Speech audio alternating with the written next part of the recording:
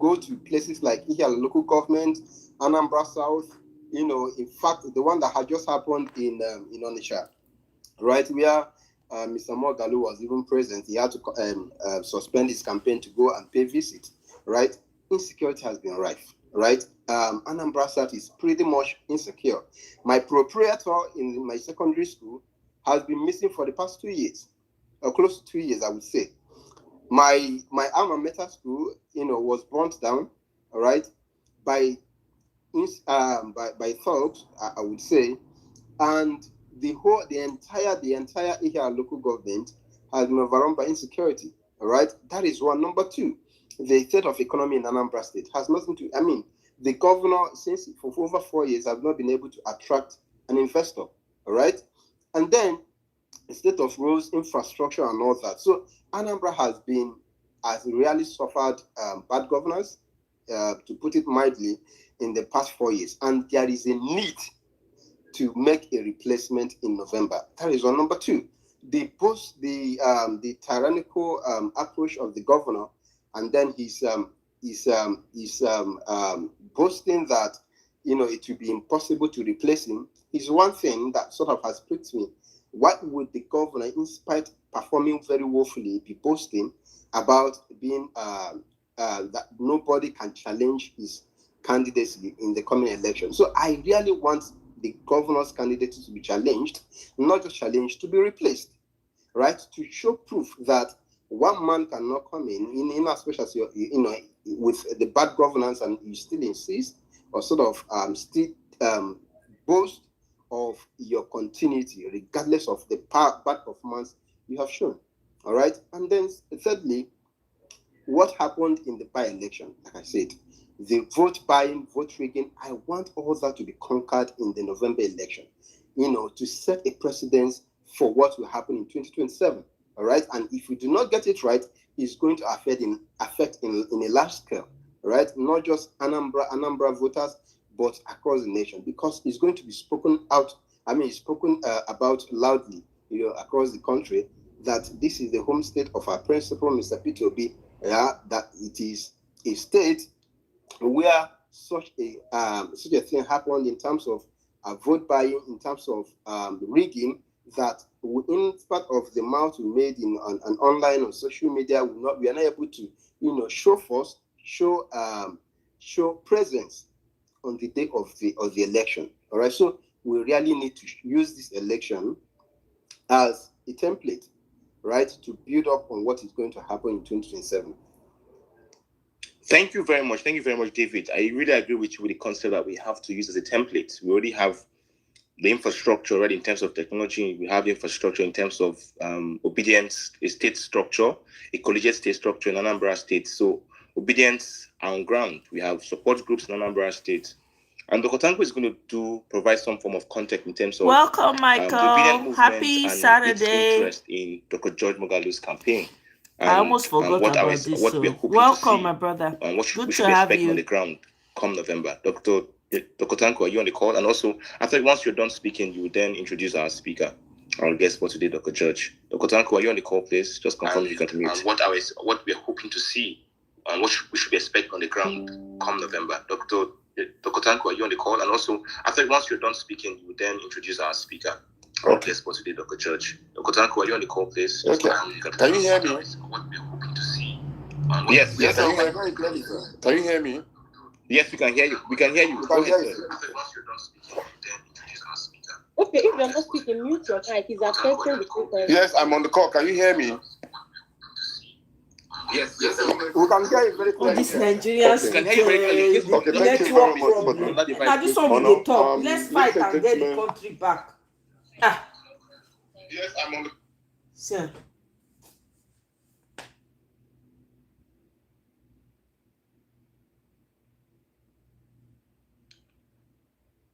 So, Dr. Tanko, ensure you don't have a another device with you because there's an echo from your end.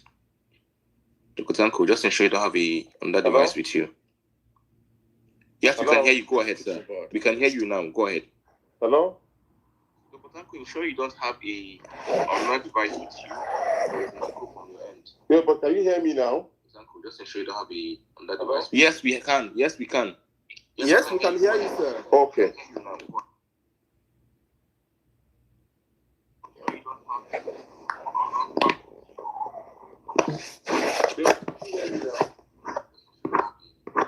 Yes,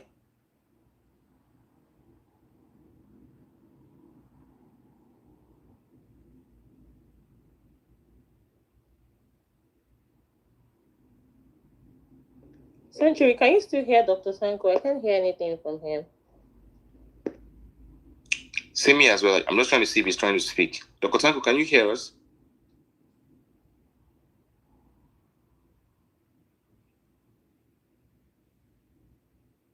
Okay. While we wait for Dr. Tanko to come on, Maurice, do you have anything to add to this conversation? Maurice, just confirm if you can hear us. Yeah, I can hear you. Good evening. Can you hear me? Yes, we can hear you. I've been battling this network We for can hear you. 15 minutes. All right. Thank you very much for this space. It's our pleasure to meet the gubernatorial candidates for Anambra State. It's going to be a very, very interesting journey in the build up to November 11. So, from next month, we'll move to Anambra State to ensure that we have our people on ground. Are you serious, Michael? Sorry, Nigeria. Nigeria go disgrace you. November 8th. November 8th. Okay. All right. That's fine. If you hear the stories when people they talk, they share wetin Nigeria don't do to them. Nigeria happen to me. If you hear story, you go cry, Michael. Registered voters in Anambra State, but the people who decide the governorship election in every election is about 100,000, 200,000. I'm telling you, most expensive, overtax, overbill. I wonder how we take they survive. So the issue for us, how do we is to survive? galvanize our base, the obedient base in Anambra State, who are very, very loyal to the message that we obedience are sharing. We need to galvanize that base in Anambra State to come out. We need just 500,000 obedience in Anambra State to swing this election for us. So I myself am on ground with a few of my team who will chart a course to ensure that we not only galvanize people on ground, we protect votes, because we are aware that the current man on ground has a romance with the APC, so they are teaching him how to, do all sorts. We are not unaware of their tactics. So the idea is not only just to get our people out, is to also protect votes on that day. So we'll come down probably, I'll talk to Tankosha, probably October or so, we'll be on ground to see how we can map out a course. It's doable, it's winnable, we can win this. It's very, very winnable, And yeah, that's it, really. So I want to congratulate Dr. Moghalu. I've never met you before, we've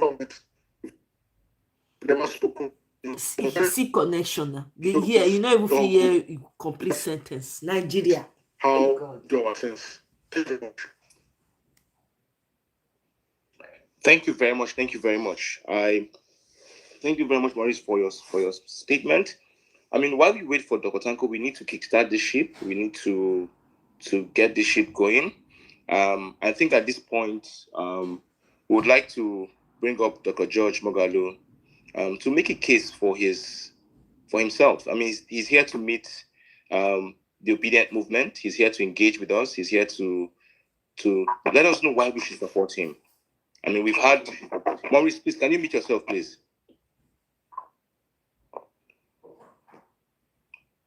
Okay, Maurice, you're muted. Yes, thank you very much. So, just to set the context, why this is very important. The Obidient movement is a unique breed of people, and one of the things that unites us is a commitment and the love that we have for our principal, His Excellency. And that love is a love that has been tested as a result of the work that he has done in same Anambra State. And he has made us believe that he can deliver. And while he has endorsed you, while he has to a large degree backed your campaign, we want to understand what he saw in you. We want to understand your agenda.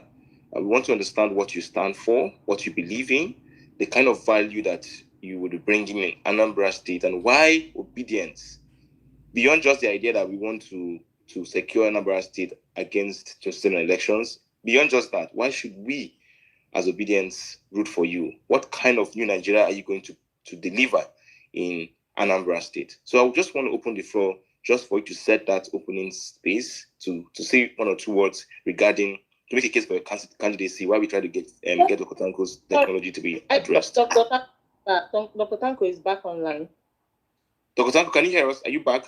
Yes, I can hear you now. Okay, good. Welcome back. So, Dr. Before you speak, let's just hear from Dr. Tanko. Go ahead, Dr. Tanko. Thank you. And set the stage. Yeah. I'm sorry for the normal glitch that happened in our Nigerian society. Nigeria was trying to happen to me, but I think I got a lot of resistance with the Obidient movement spirit behind me. Good evening, everyone. Thank you so very much to all of the things that we have been able to do. Ladies and gentlemen, this is a very important meeting. Very important in the case that the Obidient movement is trying to make a statement. And the statement is coming in respect of Mr. George Peter Obi. Anambra is a litmus test. We want to try to put in place into work, meaning that locking down all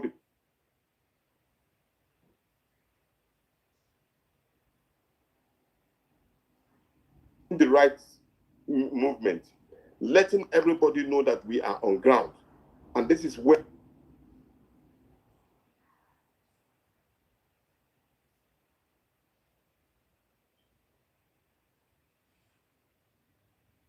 all of our study and energy together.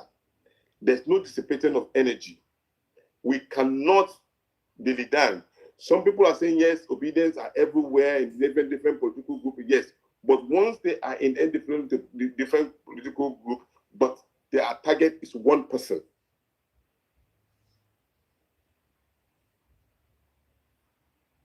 At this point, he has told us that the person that is running for the governorship of Anambra, George Moghalu, and give him all the strength that is required.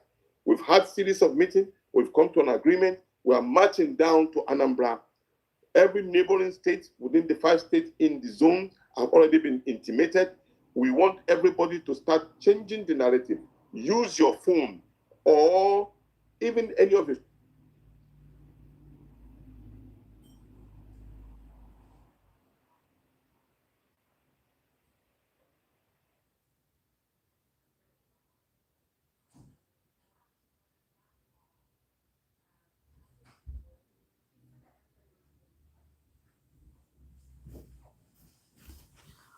What happened here?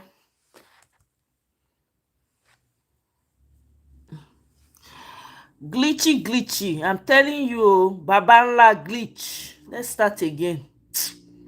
Omo. This now where we say, let's join her and work and get this country back. Voting blocks in that area so that everybody will be energized. Don't blow the guy internet. Do not feel afraid of anything. We are all Nigerians. So I'm telling you, Michael, can do this. All of us must come gonna make you get inferiority complex. Do not relent. My God, let me if you have any idea, please be ready. We are going to be listening to you. We have always been listening to you. We want this thing to work. Let's put this energy to work in Anambra by November 8th. Even before that time, we are going to hit the town. So watch out for all the information that we are going to be giving and dishing out to you. Be aligned. Talk about this particular election. Let's win this election together. God bless you. Mr. Moghalu, you have the floor.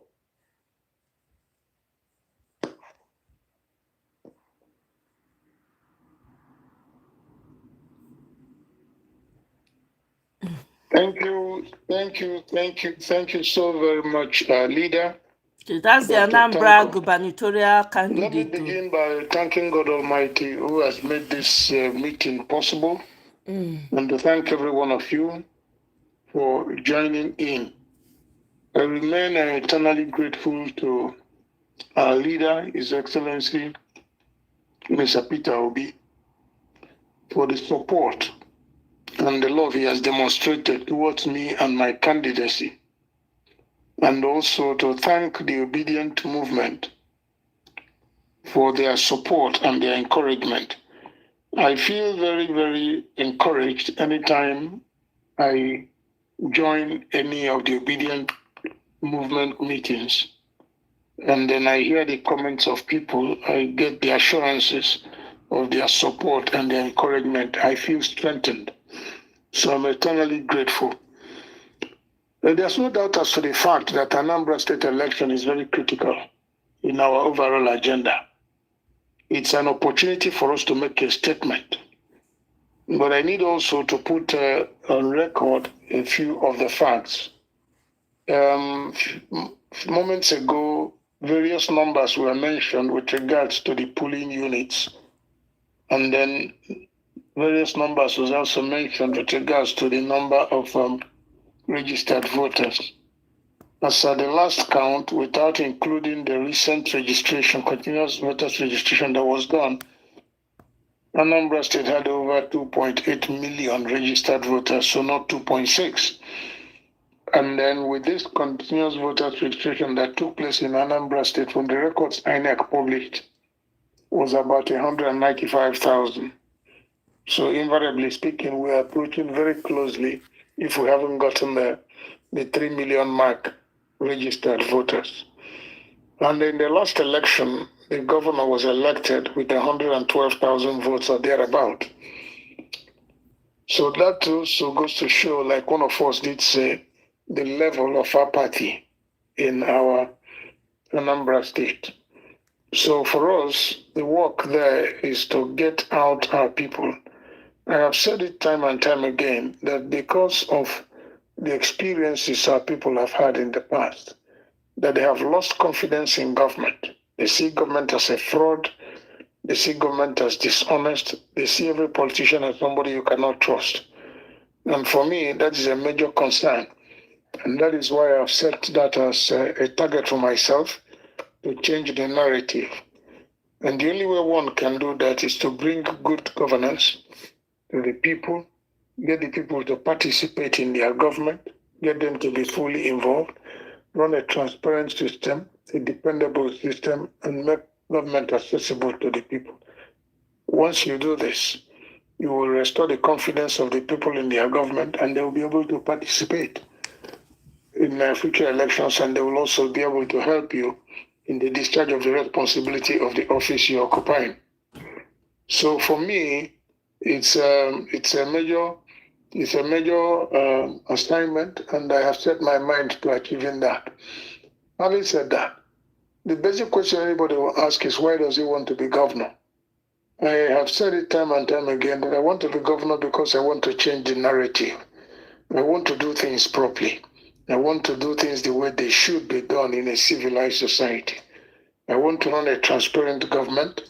I want to do better than our leader, Peter Obi, who we all acknowledge did very well while he was governor of the state. As we speak now, when Peter was governor of Anambra State, Anambra State was coming either first or second in every education competition.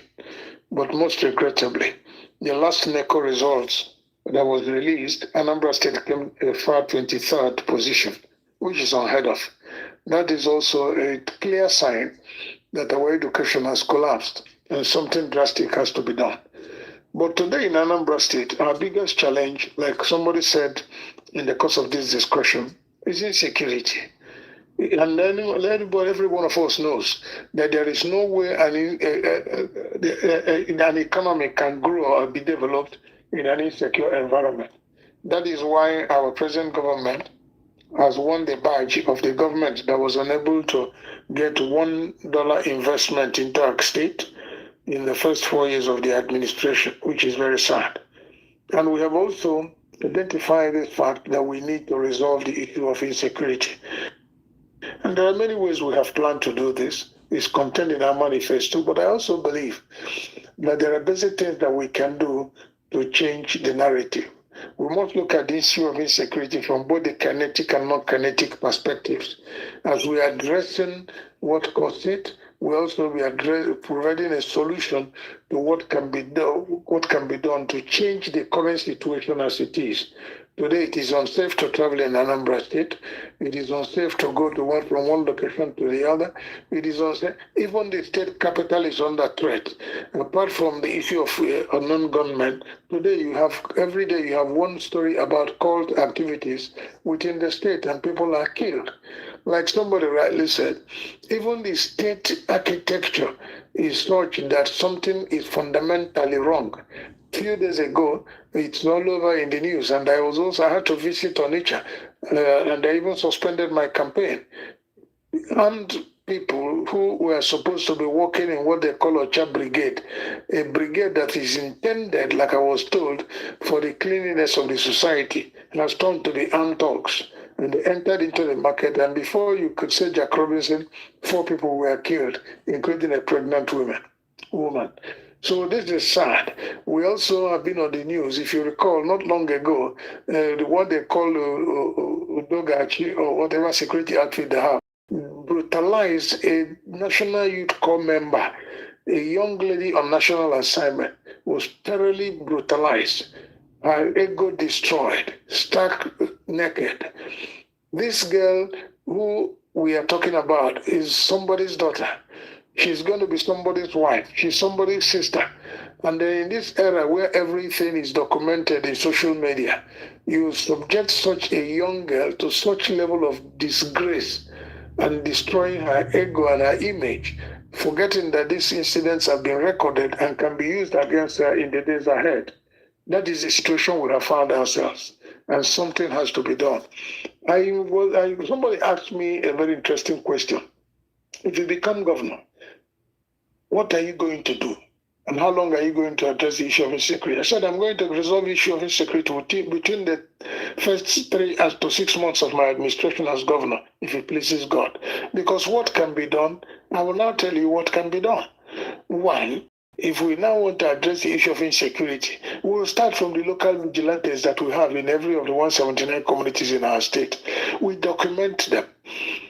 We properly train them, we equip them, and then we remunerate them well. We have a situation where vigilantes are paid between 10 and 20,000, and you arm such. What you have succeeded in doing is to create an arm robber. You have only licensed somebody to go and extort money from the indigents who is supposed to protect. So that is how we are going to get our vigilantes properly documented, properly trained, properly equipped, and properly remunerated. Once you do that, you have a semblance of a state police. If they are well paid, even young graduates who want to join the state police, that's the state vigilantes in the various local governments, because every community has one. And by the time you localize it, what you have succeeded in doing is creating community policing. You involve the traditional institution, you involve the PGs of the various communities. By the time you do that, you will resolve that. Government must invest in intelligence gathering. I said it, there is no explanation you can give to us for not having a command and control system in the state. Why? Nobody can give me any explanation that will convince me, because we have all the resources. We have all what it takes to put it in place. Enugu State has done it, and we all can see the benefit that is accruing from such policy decision. He's working in Enugu State, why can't he work in Anambra State? The present government went and bought dilapidated buses, shuttle buses, Sienna vehicles, and given to security organizations. It shouldn't be so. Why can't we buy brand new pickups and link all of them by radio? Because if all of them are linked by radio and is distributed among the 179 communities, if you commit a crime in this community, before you get to the other community, the other community will be informed and you will be stopped. In that way, you can't move around. You see, one thing people keep forgetting is that every armed robber wants to go scot-free and enjoy the loot. And any moment they feel there's a threat or a possibility of them not going free from their activity, they will not get involved. So by the time we do that, We provide CCTV cameras at strategic locations in the state. We bring in technology. You can't fight modern warfare in the 21st century without bringing in technology. We must see banditry. We must see what is happening today, insecurity, as a modern warfare, and we must address it in that regard.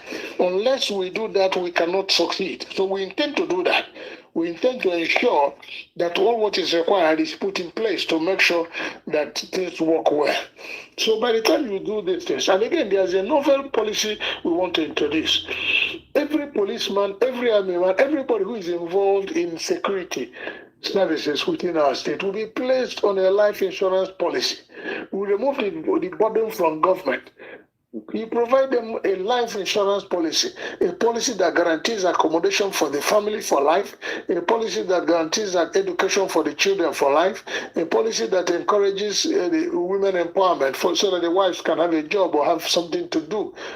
It may interest you to note that if a policeman dies in the course of duty, his family will be ejected from the barracks after 30 days. If you are the policeman, will you put your life on the line? You will not, because you know the consequence of such. But if your future is guaranteed to a reasonable extent, we may not be able to provide all your needs. But there are basic ones that have to be addressed, basic ones like accommodation, basic ones like education of the children, basic ones like empowering the wife to start doing something. If she's not employable, you provide her opportunity or resources for her to be able to start something. By the time you do that, you restore the confidence of the security agencies, and they will put in their best to be able to serve the state. So there's quite a lot we can do. And then you now go back and look at how do you stop generating the personnel that is used in these services. You now look at the issue of youth employment. There is unemployment today in the land because government has not invested in agriculture and the agricultural value chain. Our leader often says that we must come out from being a consumptive nation and look at production being a productive nation. It's also applicable in the States. We must invest in agriculture. We must create a scenario where we invest in the agricultural value chain, because apart from feeding ourselves, it will provide us an opportunity to employ our teeming graduates.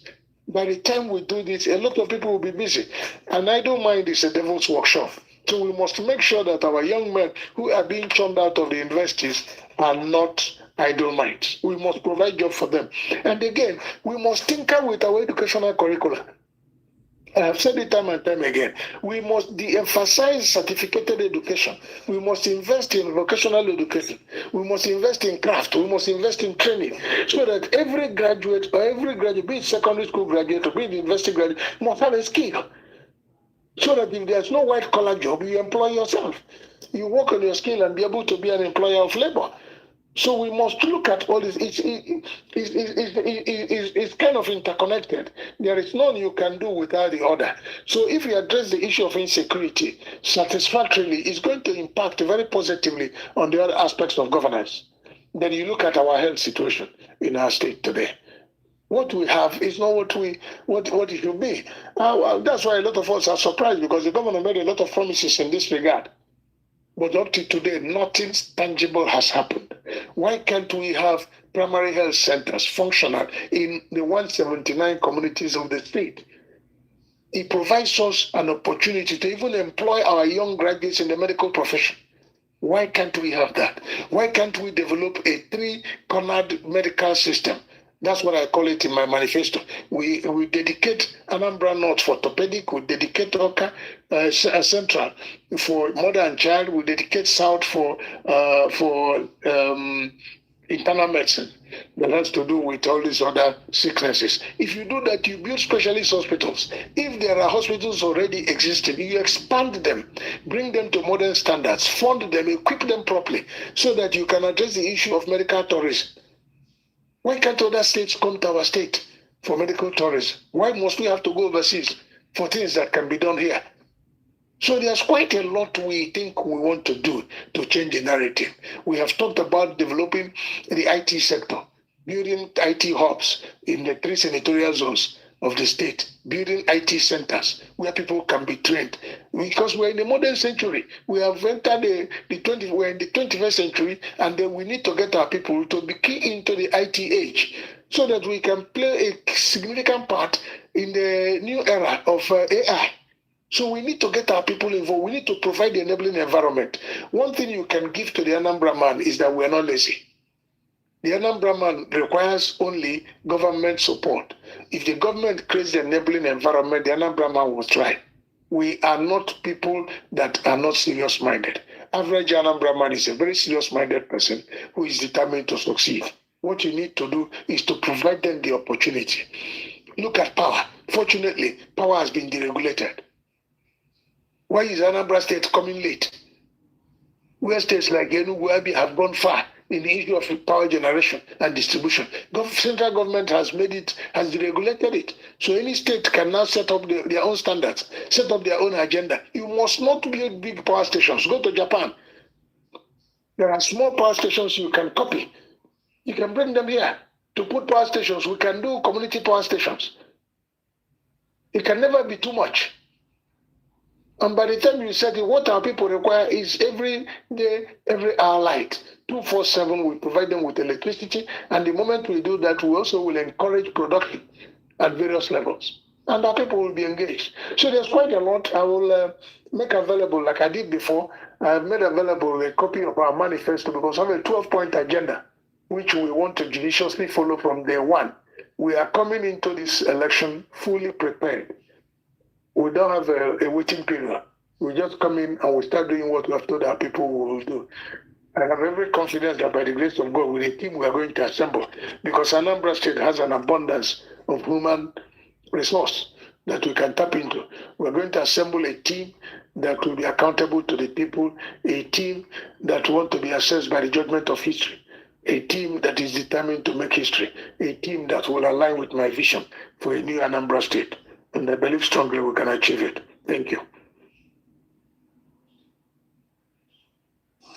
Thank you very much, sir. Thank you very much, sir, for sharing with us your vision for Anambra State. Mercy, I would like to open the floor for questions. So I would transfer the session to Mercy and David to help coordinate questions for our candidates. Mercy, are you there? I'm here. Oh, okay, sorry. Okay, sorry. Okay, I think Mercy is not there. Yes. No, I'm here. Okay, thank you so much. Thank you, Dr. George. You made very wonderful, convincing speech. So we'd like to hear from people and we'd like to open the floor for questions. Before questions start, please. Right now we have a lot of requests for people who want to ask questions. So we are going to keep it as brief as possible, 1 minute max for our questions. So Dr. George, if you don't mind, I'd like to go first with the question. So my question is, welcome. Can you hear me, sir? Yes, you're welcome. Go ahead. Okay, my question is on governance and leadership credibility, values and integrity. What values will anchor your administration? How will you ensure transparency and accountability in public office? That's the first question. So I don't know, I have like 3 questions at the row if you're jotting it down, so I could just take it through once. You take the 3 questions. Okay. So on anti-corruption, how will you dismantle the entrenched network of godfatherism, patronage, and corruption in Anambra politics? Then on public service reform, what reforms will you pursue to make the Anambra civil service more efficient, citizen-oriented, and less prone to corruption? These are my questions, sir. All right. Moderator, am I free to take the questions now? Yes, sir, absolutely. Okay, fine. You see, governance and leadership, the matter of credibility and transparency is a challenge on the leadership. If you want oranges, you plant oranges. If you want apples, you plant apples. The leader, who in this instance is the governor, must demonstrate credibility. You must be transparent in all your dealings, because the moment you do that, everybody will toe your line. You can't say something different and do something different and expect a different result. If you are credible, if you are transparent, and then the team you put in place will also be credible and transparent, because they will be watching their leader to see where a direction goes. And the moment you're able to resolve that, the issue of credibility will manifest. See, when you run a transparent system, that's the beauty of it all. You are open to criticism, you're open to public assessment, you're open to questions. And this is what our people need. The moment they are able to be part of their government by being able to assess it, to being able to question it, they will now contribute and make sure you succeed, because it becomes a collective responsibility. Everybody will now be involved. And when you take this issue, you look at the person's past record. Fortunately for me, I've been able to hold responsible positions in government. My last one being the Managing Director, Chief Executive of National Inland Waterways. I challenge everybody, I challenge anybody to please go back and make inquiries about me. Ask how I ran that office. I ran a system where I take all my phone calls, I reply all my text messages. Nobody fills visitors form to see me. I am open to everybody. So I had an opportunity to have a direct feeling on how the people feel and what they think about me and my governance style. Okay, I made it a possibility that every officer of the company, from the local, the least qualified, the security men, everybody had unguarded access to me. So I had a free feeling. Even outsiders from the local community where the head office was located, that's in Lokoja, had access to me. So once you are accessible, once you are open, and then they see that you're credible, you win their confidence, and they will all work in line with your vision. So for me, I agree with you. That's what I intend to do. That's the kind of thing I want to bring to the governance of Anambra State. I will make the government open. I'll make it accessible. I will make it contributory to the extent that people will participate in their government, so that they can be able to question anyone who is holding any responsible position of government. Then the second question is anti-corruption and the issue of godfatherism. I have never believed in godfatherism myself. And all through my life, to the glory of God, I have always said that God is my godfather. I am very, very strongly that I have God by my side, and anybody who is interested in partnering with me. That is why if you watch my campaign videos, you will hear me say it. I don't want those who want to work for me. I want those who work with me. I want those who partner with me, those who share my common interest. For me, it is about the people. If we are willing to put the people as the cornerstone of your program, please come on board and let us work together.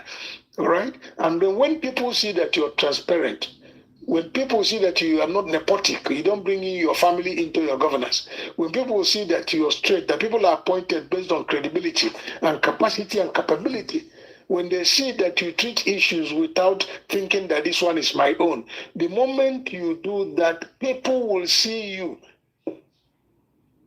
And that is the biggest way to fight corruption. You must show example. And we're going to make sure that we strengthen the institutions. A situation where people become stronger than the institutions are not acceptable. And that is one of the biggest challenges we have in the country. We have strong men and strong women and very weak institutions. In Anambra State, we are going to strengthen the institutions, make everybody accountable. And by the time they see that the governor is accountable, everybody will sit up. The efficient civil service, I've always said it and I intend to do it, we must bring in technology. We must bring in technology. You can't come to work by 10 o'clock and say you have worked for the day. If you come in by 8 and click on, and then you are recorded as having come, then you do your day's job. If you go, you know you have gone. So we're going to bring in technology because we see it as something that is efficient, and we're going to make it very efficient. And then we're going to invest in training. We're going to train the civil servant, because if you train them properly, make them more efficient. You get them properly trained, you get them properly equipped, and then you bring in technology, you will ensure efficiency of the civil service.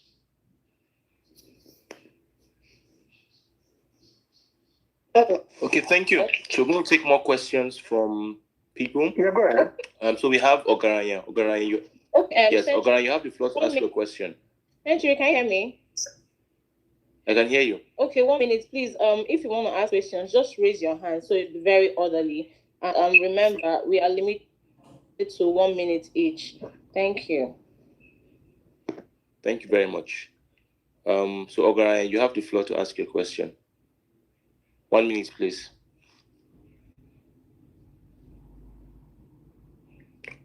Ogaraya, are you there? Also, if you're from Anambra State, please, would encourage you to press the mic so that you can ask your candidate a question. Ogaraya, you're not there. Nelson, can you hear us?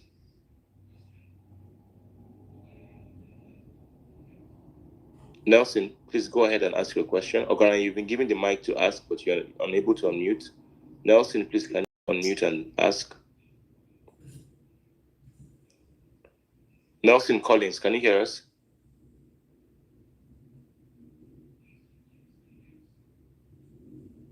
Yes, am I the only one? Yes, Nelson, please go ahead. All right. Thank you very much for this wonderful opportunity. I just want to ask the governor aspirant 2 questions. Number 1 is, we all understand unemployment and youth frustration are rising in Anambra. So beyond speeches, beyond less institution, what is your concrete plan to transform Anambra young population into wealth creators rather than job seekers? Like the plan to make them into wealth creators, not just job seekers. This is my number 1 question. My number 2, if for any reason you cannot fulfill a major promise in your manifesto, will you openly admit failure to the people and take responsibility, or you will shift the blame like other governors we are seeing in APC? They always blame their current predecessors. That's my second question. Thank you. All right, thank you very much. I will. The first question is about issue of unemployment and youth empowerment. How do we get it off our back? I have said it, we must create the enabling environment to engage the youths. There are opportunities that abound, but the point is that you have to make it, government has to make it available. For example, I used agriculture as a case study, and I said that by the time government invests in the agricultural value chain, jobs will be created. You can empower youths by giving them opportunities, providing them the required resources to manifest their potentials. I also said that we are going to tinker with the education curricula to the extent that everybody will have a skill. And the moment you have a skill, you provide them with the seed funding. These young men and women will do exceedingly well. If you identify their potentials, you support them, you encourage them, be it in IT, there are many things you can get them involved in, providing them the enabling environment, and they are going to succeed. So we have that intention. I don't believe in, like somebody, the other few days ago, somebody in the Federal House of Representatives, let me say his name, did empowerment, and what he provided was wheelbarrows for his people. I don't know what he intended when he was giving them wheelbarrows, whether for them to be truck pushers or whether, I just don't know. Let me not talk about it. But I felt very disappointed that is the way we are thinking. But I think that we should do a lot more by way of empowering the youth. And you see, government must think out of the box. You cannot run university programs where you know that, for example, at the end of this year, 50,000 young men and women will graduate and have certificates. What do you intend them to do? Because government cannot employ. The opportunities in government in terms of employment is limited. It is the private sector that employs. And in a situation like we have in Anambra State, where the private sector is shutting down, where the government has not been able to attract one foreign investment, then there is a problem. So what you need to do is to think out of the box. How do you strengthen the private sector? How do you create the enabling environment for that area to grow and be stable? Because the moment they keep growing, they will be attracting people out of the challenge they have. So that is what we intend to do with regards to the issue of unemployment and youth empowerment. It's a major challenge and we must do something about it. As to whether I will take responsibility, the buck stops on my table. I will not shift responsibility. I will take full responsibility for any of my actions, for any failing in government. It is not cast in iron. We are going to do our best. When you show sincerity, when you are committed, you will get the people's support. When you have a challenge, they will help you. But when you are distant from them, when they see you as a fraud, when they see you as dishonest, when they see you as disconnected from them, they will allow you to stew in your juice. But the moment you take them into confidence, they will work with you. And your vision will align with their own. So I will take full responsibility for any of our actions. It is a government that I'm heading. So if anything goes wrong, I should be able to take responsibility. If it goes well, I should also be able to take the credit. Because what you will hear is Moghalu's administration while he was governor of the state. Nobody will call you a commissioner and nobody will call you a predecessor. And as far as I'm concerned, government starts from the day I take over, not what happened behind my back. I won't waste my time and the state resources going to look at what has happened in the past.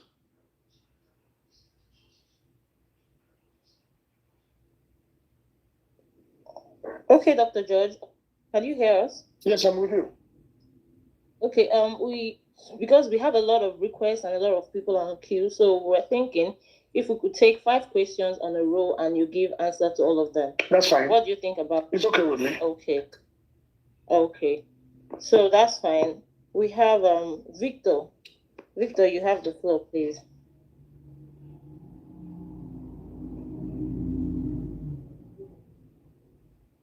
Okay, if Victor is not available, Valerie, can you? I'm available. I'm trying to sort out my network. Okay, sir. Thank you. 1 minute, please.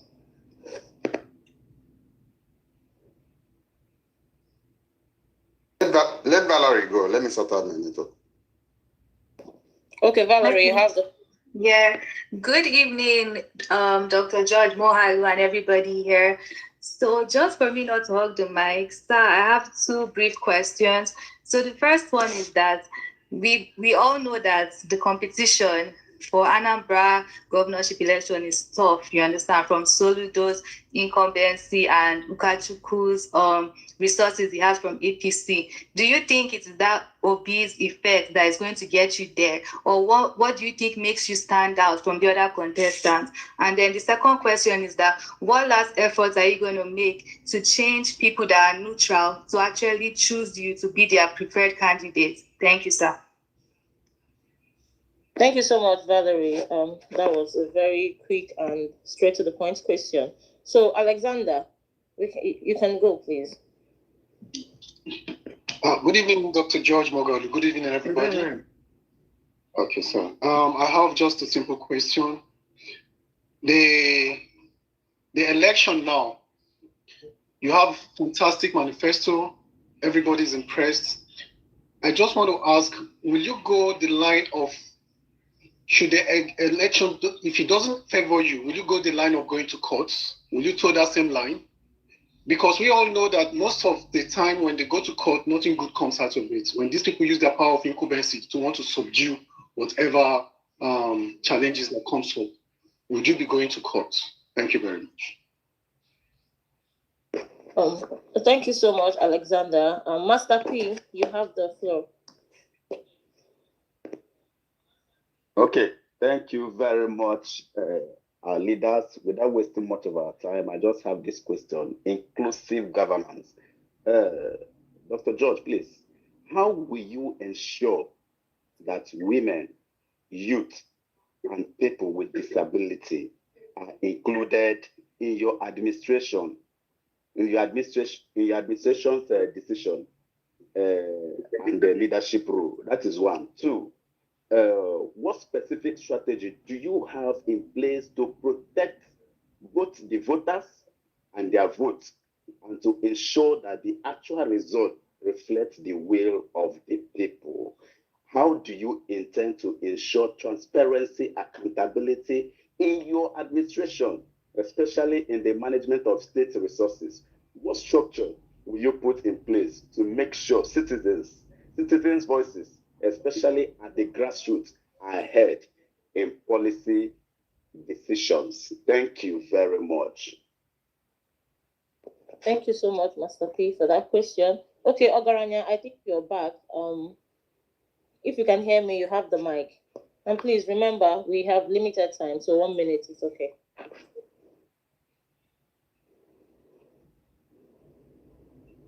Ogaranya, are you there? Can you hear me? Yes, we can hear you. All right. Good evening, Dr. George. I've known you from your time in NIWA, and thanks for the good work you've done in NIWA. You've raised a lot of people to who they are today, and some of them are the current government. So thank you very much for the work you've done. Now, I want to come from a different perspective, because by election, I will use Igbo a little bit so they understand where I'm coming from. Now, this is a very serious thing. It's a message, it's an election that is not just because of for winning sake. Election that the current government wants to use to point fingers or put fingers into the eye of Principal Peter Obi. So I'm going to be very direct on some very, very critical issues. Now, let's go down to the grassroots. Election is local. It is grassroots election. How are you going to fight what is going on or what the ABGA is putting up in the state, the machinery of the state? I will start back from one. I raised this issue before some days ago. That currently there is a conspiracy between INEC and the ruling party in the states. I'm very factual in what I'm saying. And the strategy is this. The 21 local government chairmen were mandated to compile the name of polling electoral officers, the polling officers and others. And what the local government chairman simply did was to go back to the list of electoral officers that were used to execute the last September 2024 local government elections in the state, because those ones were coached to deliver the elections for the state or for the ruling party in the state. And that list, as I speak, has been compiled successfully without challenge. Are you aware of this? If you're not aware, then you should be aware now that the rigging has already started, even before the election before the election date has come true. Now, you need to look into that matter. Number two, I want to ask another question. There was something I read about a judgment or an order from the Enugu, Federal High Court Enugu, trying to, I think, barring you from parading yourself as a candidate of the Labour Party in this election in itself. Has that issue been resolved? The Federal High Court ruling or order, so I read it somewhere, and I raised this issue some time ago. Has that issue been addressed? If it's not, please, if it's true, has it been addressed? If it's not true, please debunk the rumor, if it is a rumor. Now, number three, I can tell you for free that the ruling party and the state government has marshaled out a whooping 400 million in the last time I checked for each local government for vote buying. Yes, in the last election in Onitsha, I'm sure you are aware what happened. The governor voted good money, and 3 local government chairmen executed that mission in order to win it and win it convincingly, and votes were bought. Now it is going to be replicated. I'm telling you that for free, that a minimum of 400 million naira has been voted, and the local government chairmen are asking for more, that for them to deliver. How are you intending to counter them on this vote buying strategy they have come up with? Because it is going to be happening as I speak to you. And finally, I raised this issue yesterday, and I'm going to, and thank God you are here today. I want to raise it to you directly. Are you aware that some towns, I'm sure you are aware that Idemili North and South particularly has the key or bears the key to your possible electoral victory? And in fact, from Peter Obi's time, in Gige's time upward, Idemili North and South has always delivered the votes that anyone requires to win the election. And some of the key towns there, Obosi, urban and rural, has been hijacked, per se, into a one-party town to work for the ruling party. No other political party is being allowed to work in Obosi as we speak. Are you aware of this? If you're not aware, please take note. I'm giving you this feedback. Please, how do you intend to get votes from Idemili North and South, but Idemili North and Obosi urban and rural in particular? Thank you very much. Okay, thank you. All right, can I take the questions? We have already secured 12 questions here. Yes, sir. Okay, so I can go ahead and take them before we. Yes, go ahead, sir. Okay, all right. The first question that came was the issue of the incumbency coupled with Okachukwu's resources from the federal government. And then the question now is whether the OB effect can help or can be an enabler in realizing my ambition. I will answer the question by saying, one, this is not the first time incumbents have lost election, and this incumbent will also be defeated. In Anambra State, it has happened before. In the country, it has happened before. An incumbent has been defeated, and it will happen again. I'm very confident about that. So I am very confident that the will of the people will prevail, and God will do what He knows how to do. There's no doubt as to the fact that humongous resources are available to the state, which they have been abusing, and the clear manifestation of what they intend to do was demonstrated in the senatorial election, the by-elections that took place, where humongous amount of money, state resources were deployed to buy, vote, procure, and compromise electoral officers and what have you. But be that as it may, we are fully conscious of that, and we are doing the best we can to get our people to be aware of it. That this is what they did before, and this is what they intend to do. In fact, they intend to put in more money.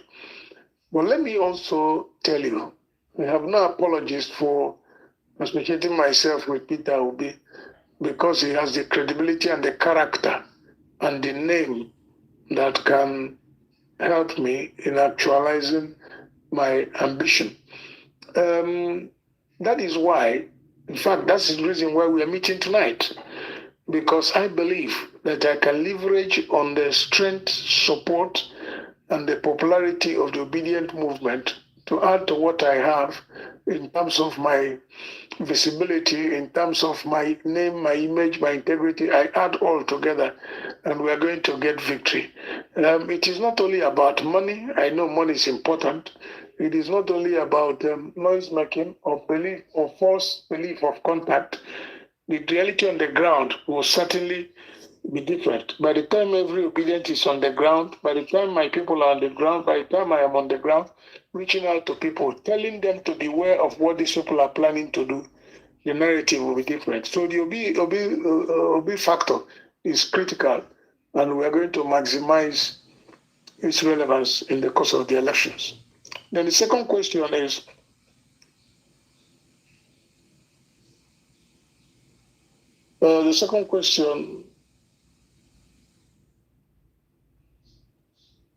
okay, then the second question is about what do I do to convince the neutral persons and make them believe, see me as their choice. That is exactly the essence of campaign, and that is exactly the essence of getting the obedience involved, like we are involving other groups of persons. What we are doing is to go around to market ourselves, to present on the Anambra what we intend to do for them, to plead with them to give us an opportunity, trusting us that we will not betray their confidence, assuring them that we will not let them down, that we're going to do that which is expected of us. So we are going to continue doing that until the last day that campaigns will stop. We'll keep talking to the neutral persons who have not made up their mind as to the area they want to go. At the end of the day, we believe very strongly that doing that which we are supposed to do and doing it right, that we're going to win the confidence of these neutral persons. All right, the next question is whether I was going to challenge the election, whether I was going to go to court. I will rather wait for them to take me to court. That would be my first reaction. However, we must understand one fact, that at times going to court, even if you don't win in the court, it also helps in getting people to understand what and what should be done. It is necessary, but in this time around, I can assure you by the grace of God that won't take anybody to court, but they will take me to court if they desire. I'm very confident about that. Then as to inclusive governance, yes, if you look at our political demography, you will find out that the women and the youth play very critical roles. In terms of voting population, their strength is quite enormous and cannot be ignored. And that is what influenced my decision. Don't forget that the running mate I chose is a woman. Okay, and I also believe that the women have capacity, they have ability, and if you look at the positions of responsibility that have been given to a lot of them, they discharge it well. Okay, so we're also going to involve the youths. If you look at my campaign structure today, there is the Youth Directorate standing on its own, dealing with youth affairs. When a lot of young men and women in our country today have done very well for themselves. Okay, these are people who I believe very strongly, if we give them the opportunity for them to work, they are going to do well. As for people with disability, I can assure you they will have a place in government. They will certainly be involved. Being disabled does not make them unable to do things that is expected of them. I have made that promise in the course of my campaign. I've engaged them. I've talked with them. I've assured them that I want them to join me so that we can form an inclusive government. I've asked them to come and partner with me, and they've been quite positive. A lot of them have joined in the campaign, and we're involving them. For us, they are being disabled one way or the other does not make them not useful to society. We believe very strongly they have a lot to contribute, and they have a place in our government.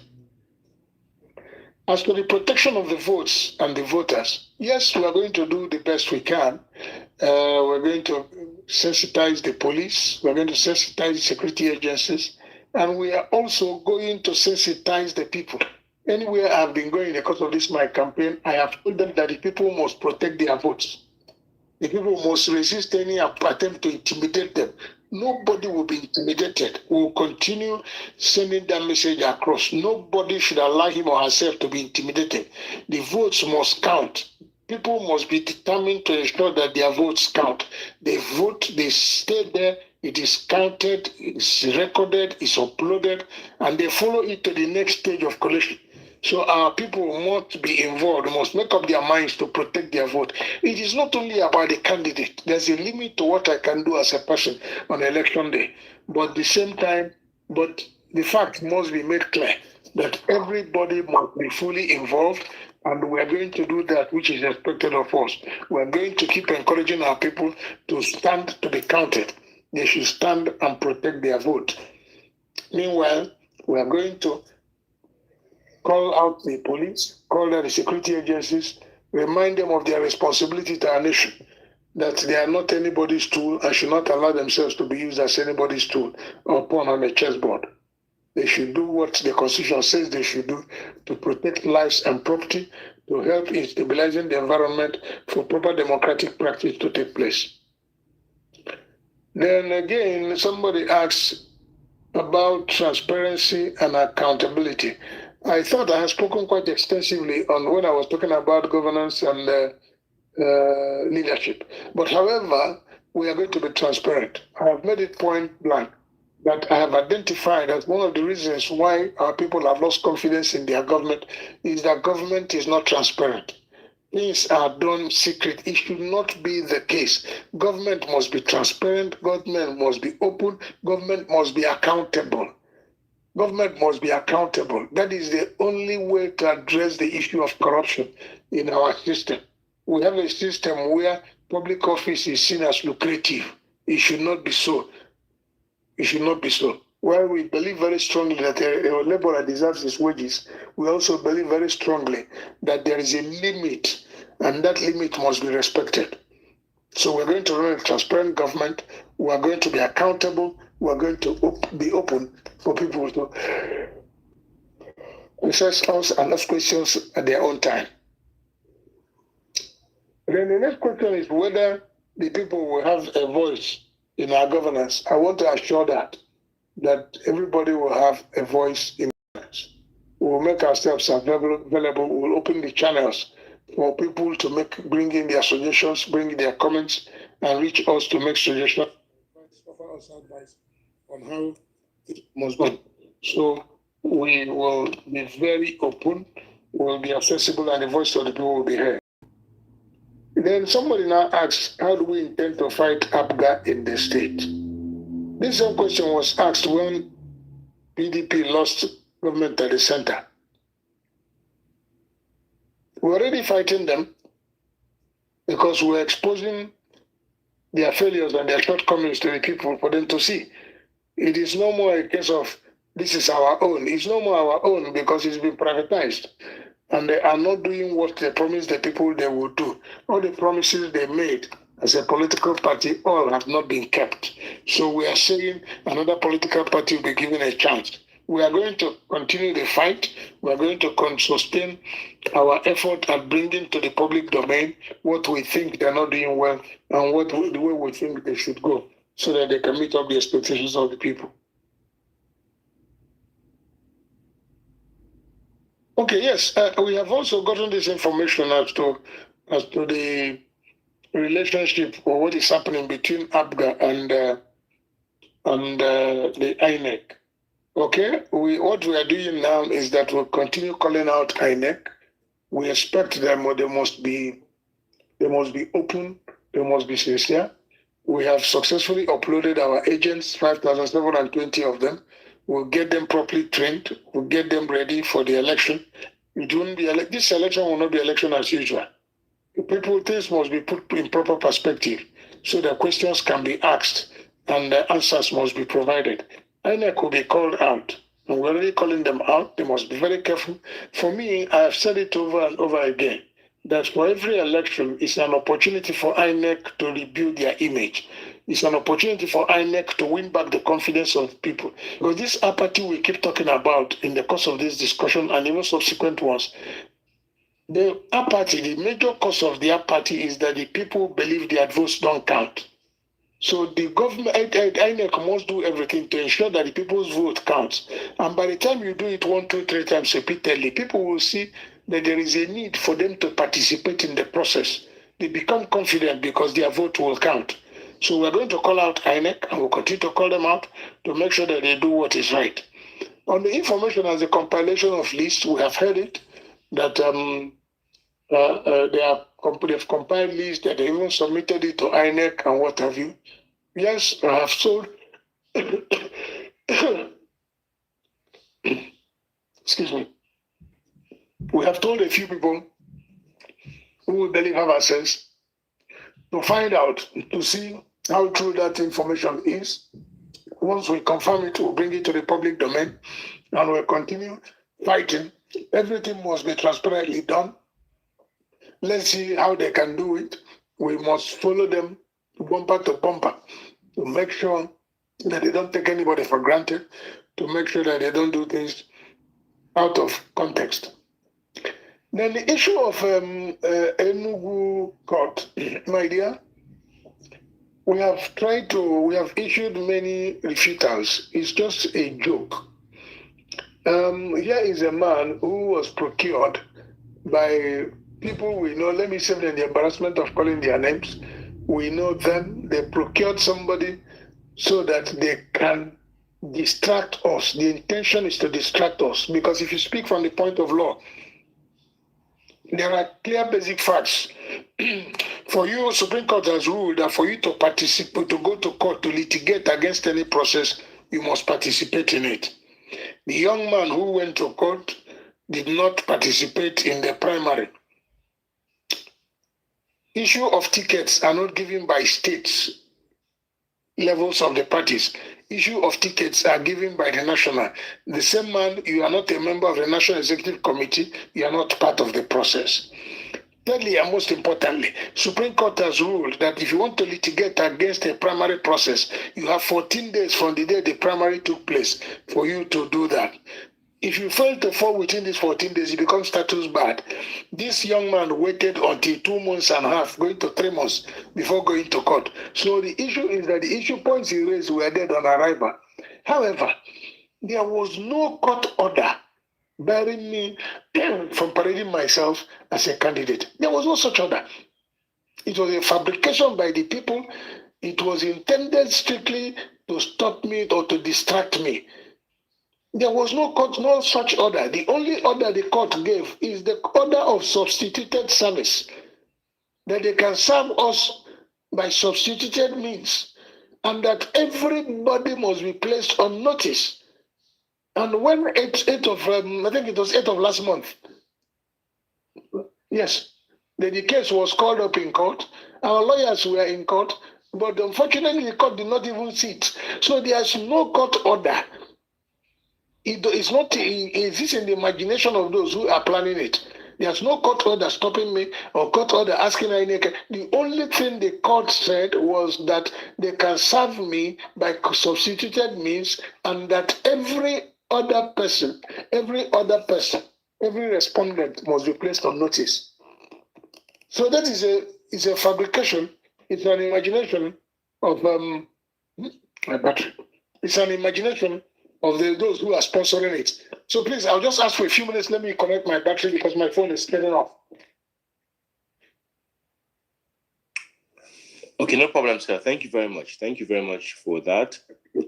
Thank you very much for answering some of the questions.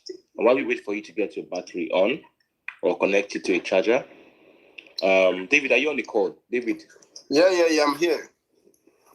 Yes. Please, can you we'll take a bit. Can you share with us some of the rationale or reasons why you've come to believe in the candidacy of Dr. George? All right. What are the key reasons that made you say that, you know what, I want to be a part of this campaign? You're a son of Anambra State. You believe in his campaign. Why do you believe in his campaign? All right. I was even going to speak after Mr. Moghalu would have finished. Last 2 months, when someone reached out to me, I wouldn't mention the name of the person anyways. When someone reached out to me, because I think we just had a space, and I was actually voicing my frustration against Soludo, because I was very much dissatisfied with his performance. He's been woeful anyways. And so the person reached out to me, I was like, okay, whom do I want to support? I said I was going to remain neutral, because at the time, I wasn't feeling the vibe of any alternative, right? And so the person was telling me about Mr. George, and I felt like, okay, out of curiosity, of course, I'm a researcher as well, but out of curiosity, I just felt like, looking up his profile online, and I did, and it was mind-boggling that the fact that many people are not aware of what he has achieved, especially his role as NIWA, that is National Inland Waterways Authority, as the MD of NIWA between 2019 and 2023. So I did a research about him extensively. Of course, before I would support anyone, I would have to research. So I found a few very interesting facts about him. Number one, and of course, he spoke about security, how he's going to ensure there's security and all that, curb the insecurity that is already festering. What I discovered, one of the things I discovered that he did was the deployment of water marshals, right, across the waters, to curb water accidents and all that.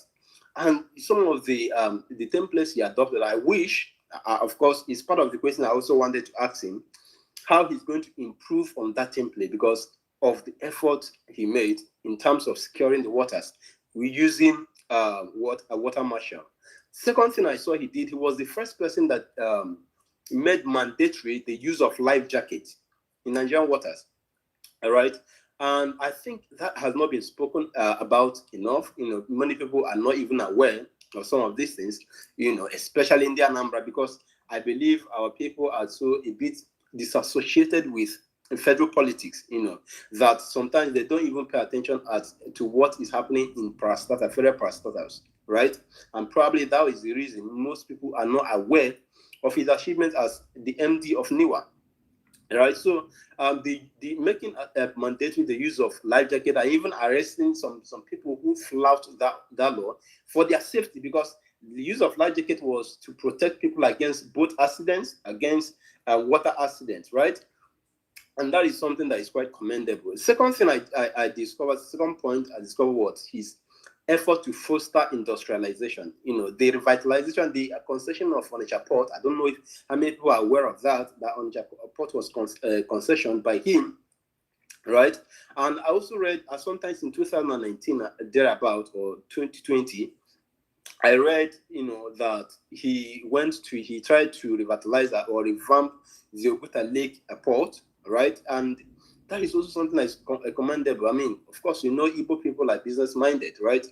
And industrialization, one of the things that sort of give boost to industrialization is the functionality of the ports, right? So his effort in making sure that these ports, come alive is key. And I want to also ask him how he's going to develop or build on this. I don't know if you can hear me. Please confirm if you can hear me. Yes, go ahead. Okay. So the third thing I read about him is, which I'm not sure, I think he has to also confirm this, though I read it online, but he has to confirm it, and reassure and also explain how he's going to build on this, raising revenue. I read that he was able to move the revenue of NIWA from 1 billion to 11 billion within a space of a year. And this is really, I want to really know how he did this, if he really did it, or if people just, wrote stuff about him online and then, confirm how he's going to also build on this, because Anambra generally needs this at the moment. The failure of this current government is such that sort of it touches all sectors, including raising revenues, and it's so bad. And so Anambra urgently needs this. My state, which I have to be, I have to give more passion to, to marketing and projecting his ideas. I wish, he can build on this, and I want him to talk about how he's going to build on this. I think I would have to stop here for now.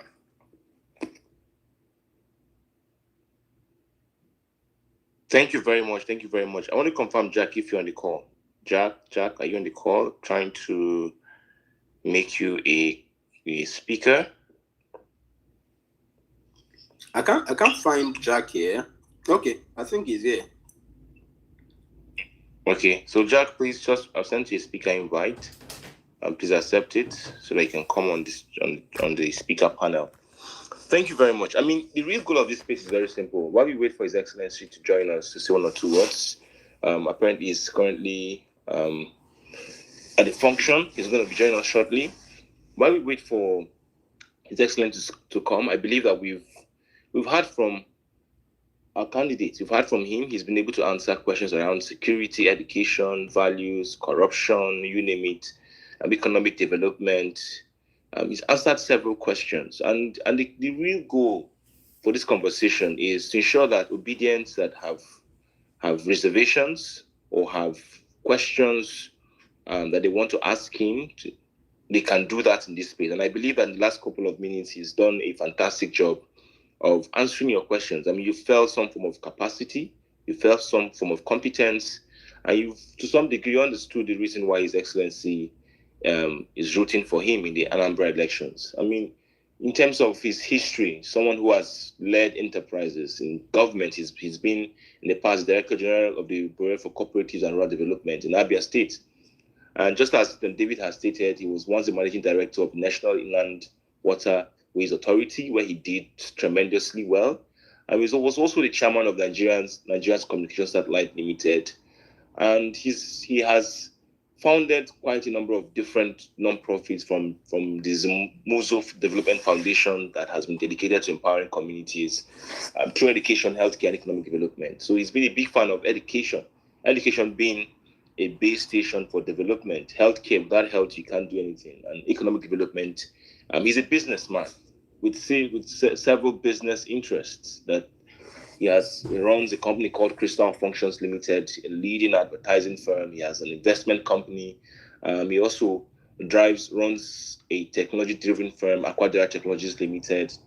He's a philanthropist, someone who has, to a large degree, through his foundation, carried out, delivered impact across Nigeria, not just Anambra State. His foundation has provided scholarships, medical outreach programs, and deployed infrastructure projects that have helped communities that are underserved.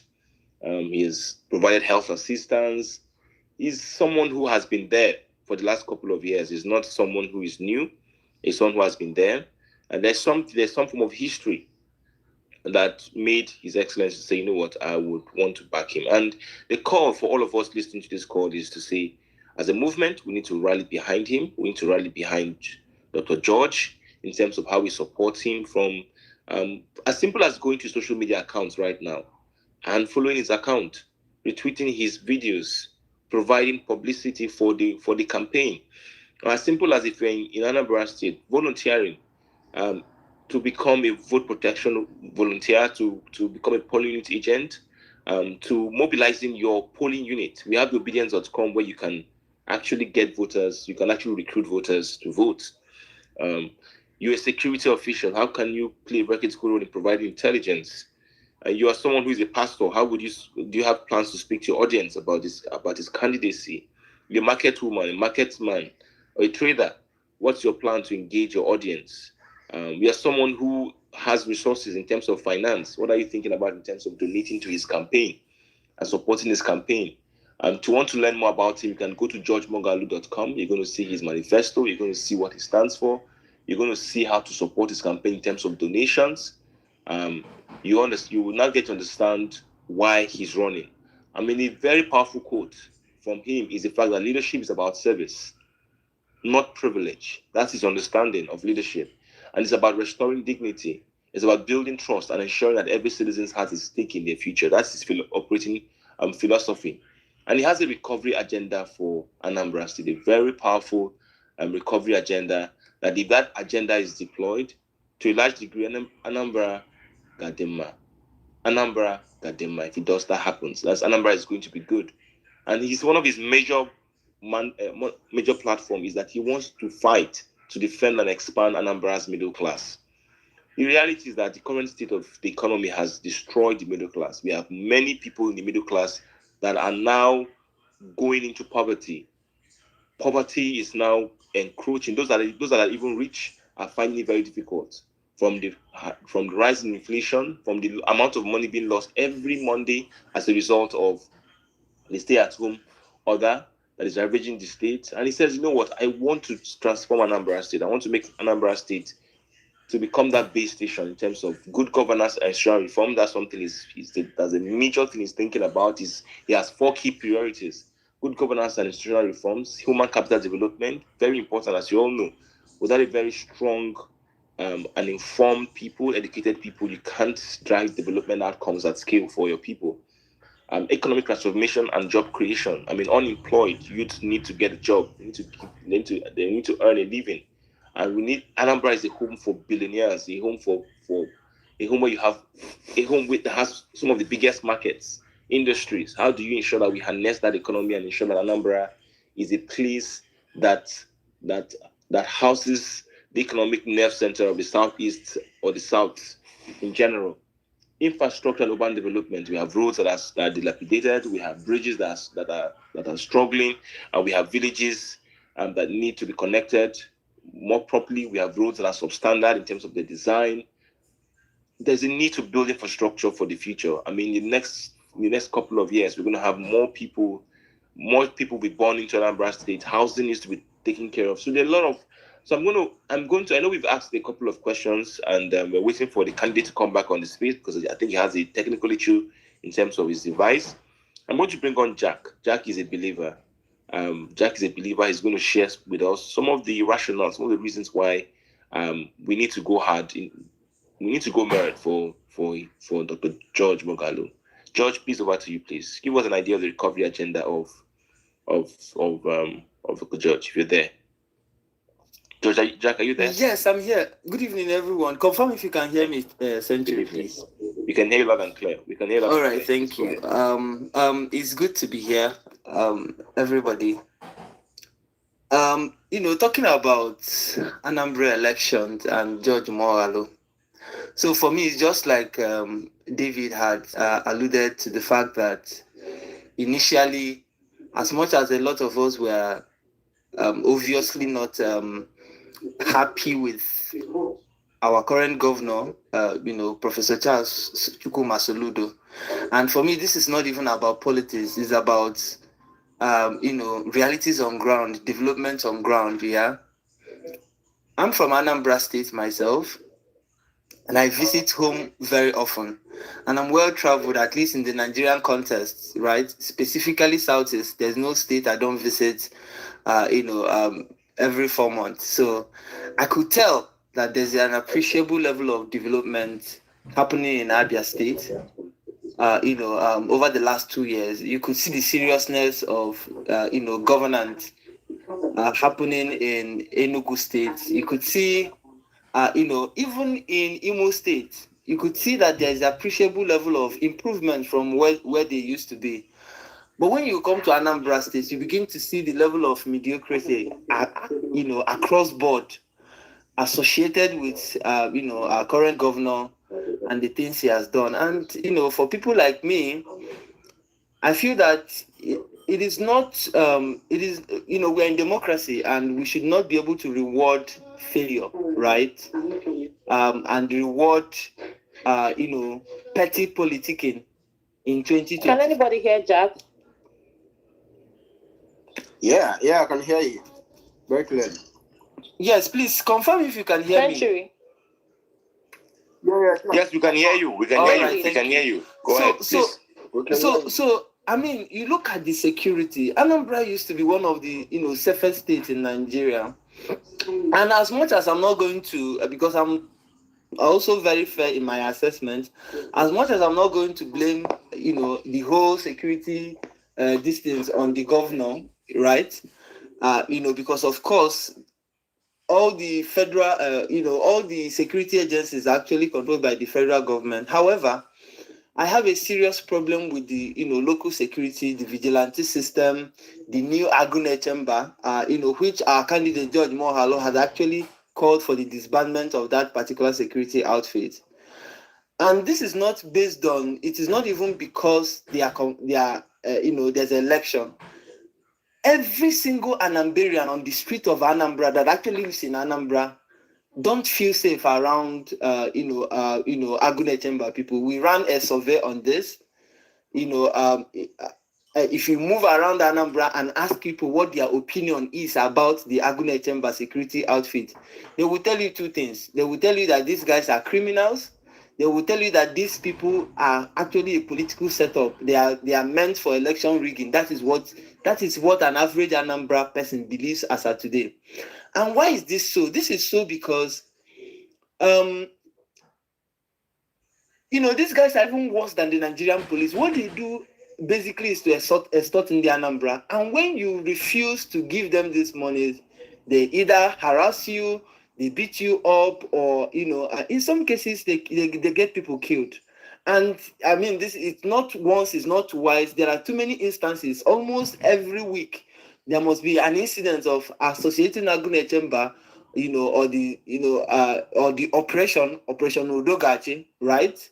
Across Anambra, either maiming somebody, killing somebody, or shooting, sporadically and all of that. And when you see these guys, you could see clearly that these people are mostly touts, right?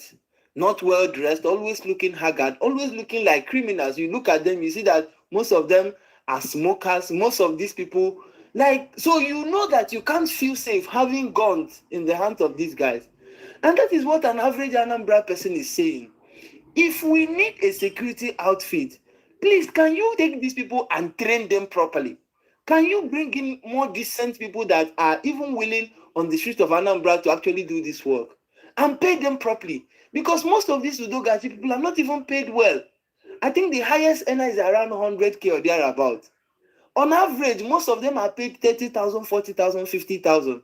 And so there is no way you give somebody a gun and send them to the street and pay them this mega amount, and you expect them to actually carry out the function of a proper security outfit. So let's even not talk about that. Let's talk about the infrastructure. Yeah. So you will hear the Governor Soludo tell you, "Oh, I've built 400 kilometers of road. I'm opening up villages." But what people are not paying attention to is even the roads that are built as well. What is the quality of these roads?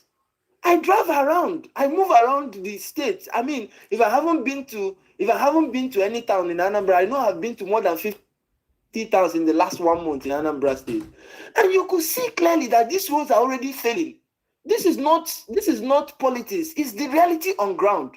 So why are we in 2025 celebrating building roads that will not even outlive your government? It doesn't make no sense to me. So, I mean, let's discuss education. Is Anambra faring better education-wise? Governor Soludo employed, pride himself as somebody that employs 5,000 teachers, right? But these 5,000 teachers, none of them is on permanent employment yet, right? They are still on probation. So they are paid peanuts. And you expect these people to be able to train the future generation of Indiana. That is why our schools are performing woefully. In WAEC NECO, we are doing poorly. This last result, I think we did about 24th on the list and thereabouts. This is not the Anambra that we used to know. Our people now hold their burials, their funerals. The other day, some of you were, saw it when Flavor, that is from Anambra, had to bury his father in Enugu State. People now do their what's it called? Traditional marriage, weddings outside Anambra. Even the governor himself, his daughter had to, if you guys remember, his daughter had to do her wedding in Abuja, right? Why are all these things happening? It's happening because even the governor cannot guarantee the safety of people, dignitaries that, will probably want to grace the wedding ceremony and all of that in Anambra. So something is wrong. And somebody has to tackle these things head on, right? And, the truth of the matter is that just like every other person, I was quite skeptical about George Moghalu, from the onset. But I'm also somebody that likes to not just give people benefit of the doubt, right? But I also go a little deeper and actually find out things for myself. Everybody knows me. If there's something I'm notorious about, is the fact that I don't follow crowd. I don't support people because others are supporting them. And most of you know my story on this on Twitter, at least in the Obidient movement, that there have been instances where I said I'm not going to support this candidate because he's a Labour Party person or because Obidient said they want to support him. I'm not going to do that. I support people based on their personal character. And when I took my time, I realized that we have a gem, we have somebody that can actually say, I will do this, and we can believe the person will do that.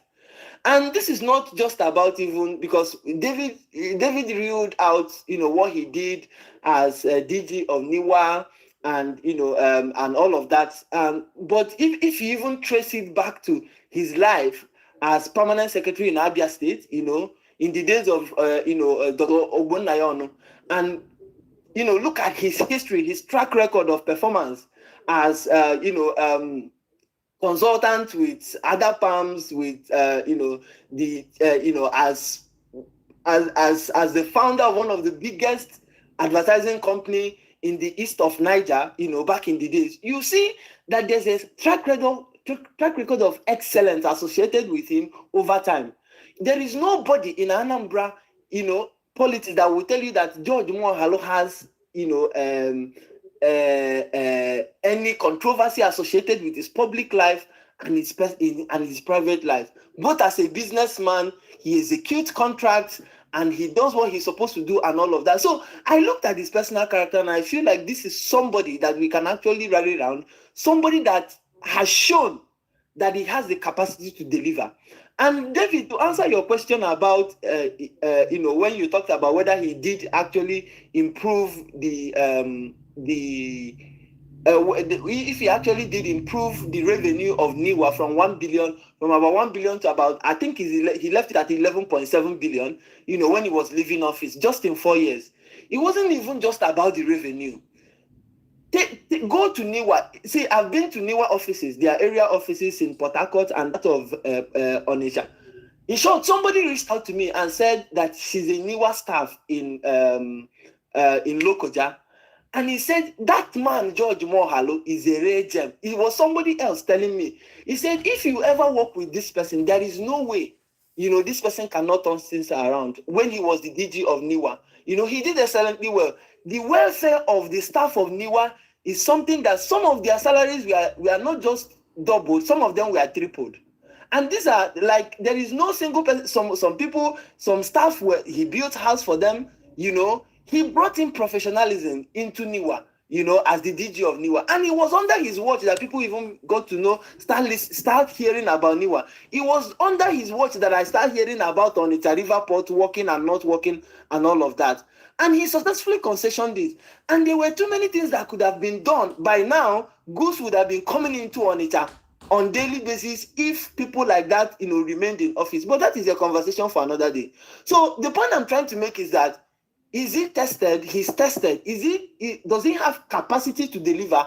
100% he has the capacity to deliver. And now I feel that what we need to do is now to support, this person.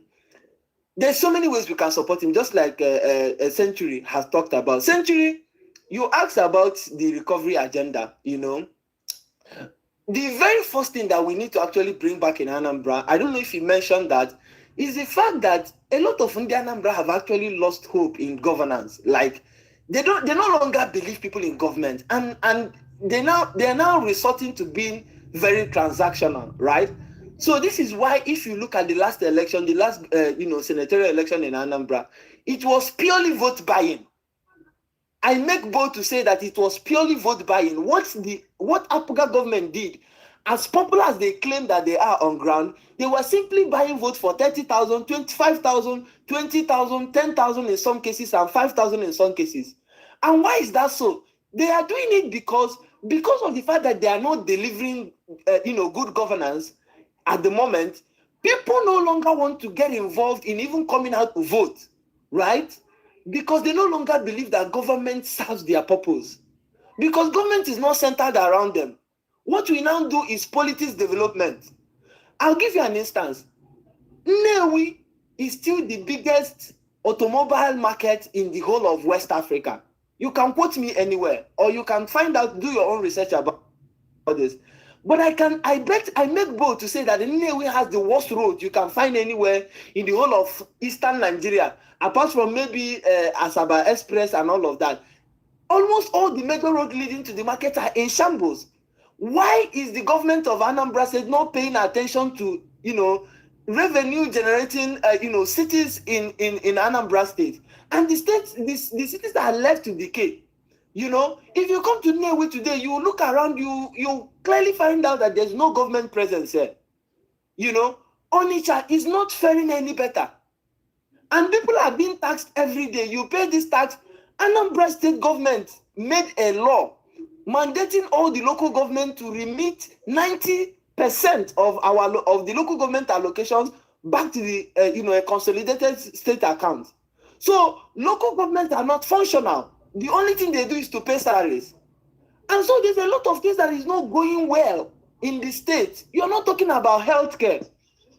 We don't have, there's only one MIR scan or MIR scan in the whole of Anambra State, and it's domiciled in Nnewi by a private organization.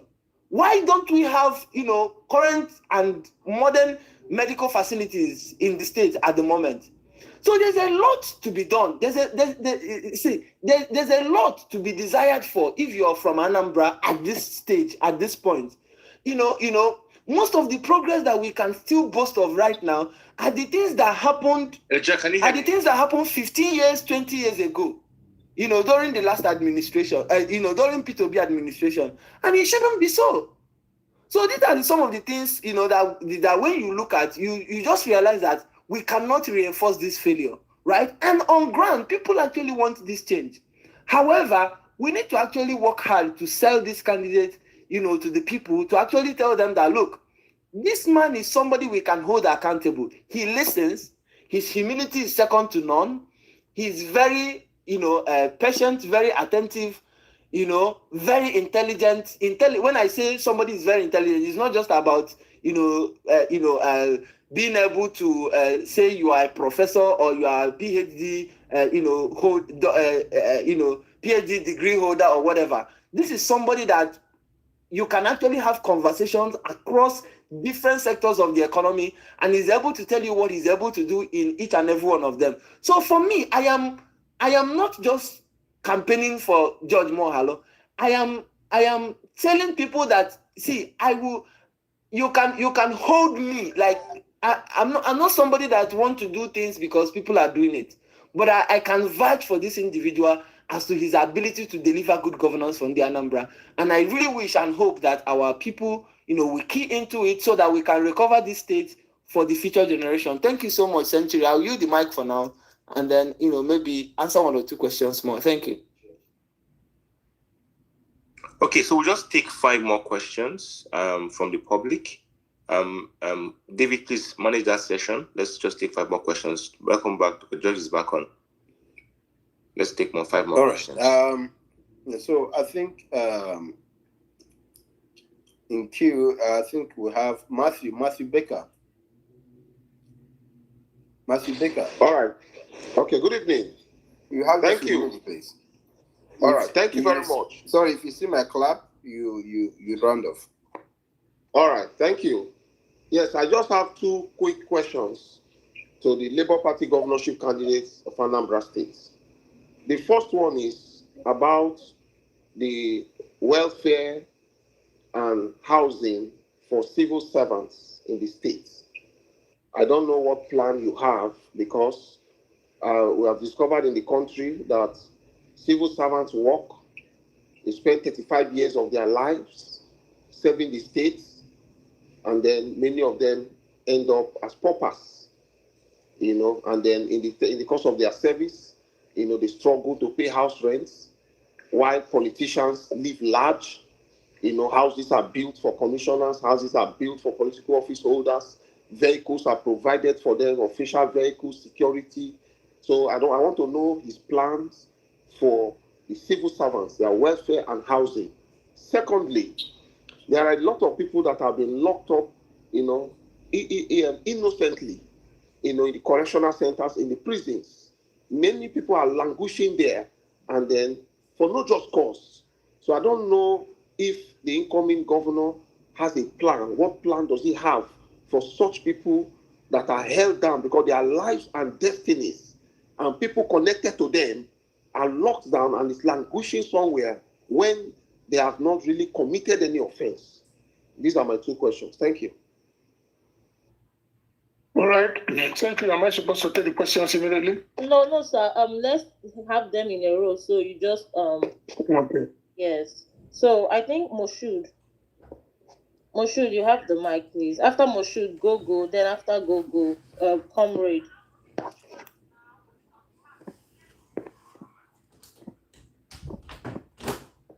Moshood, are you there? If you're not there, go can actually go.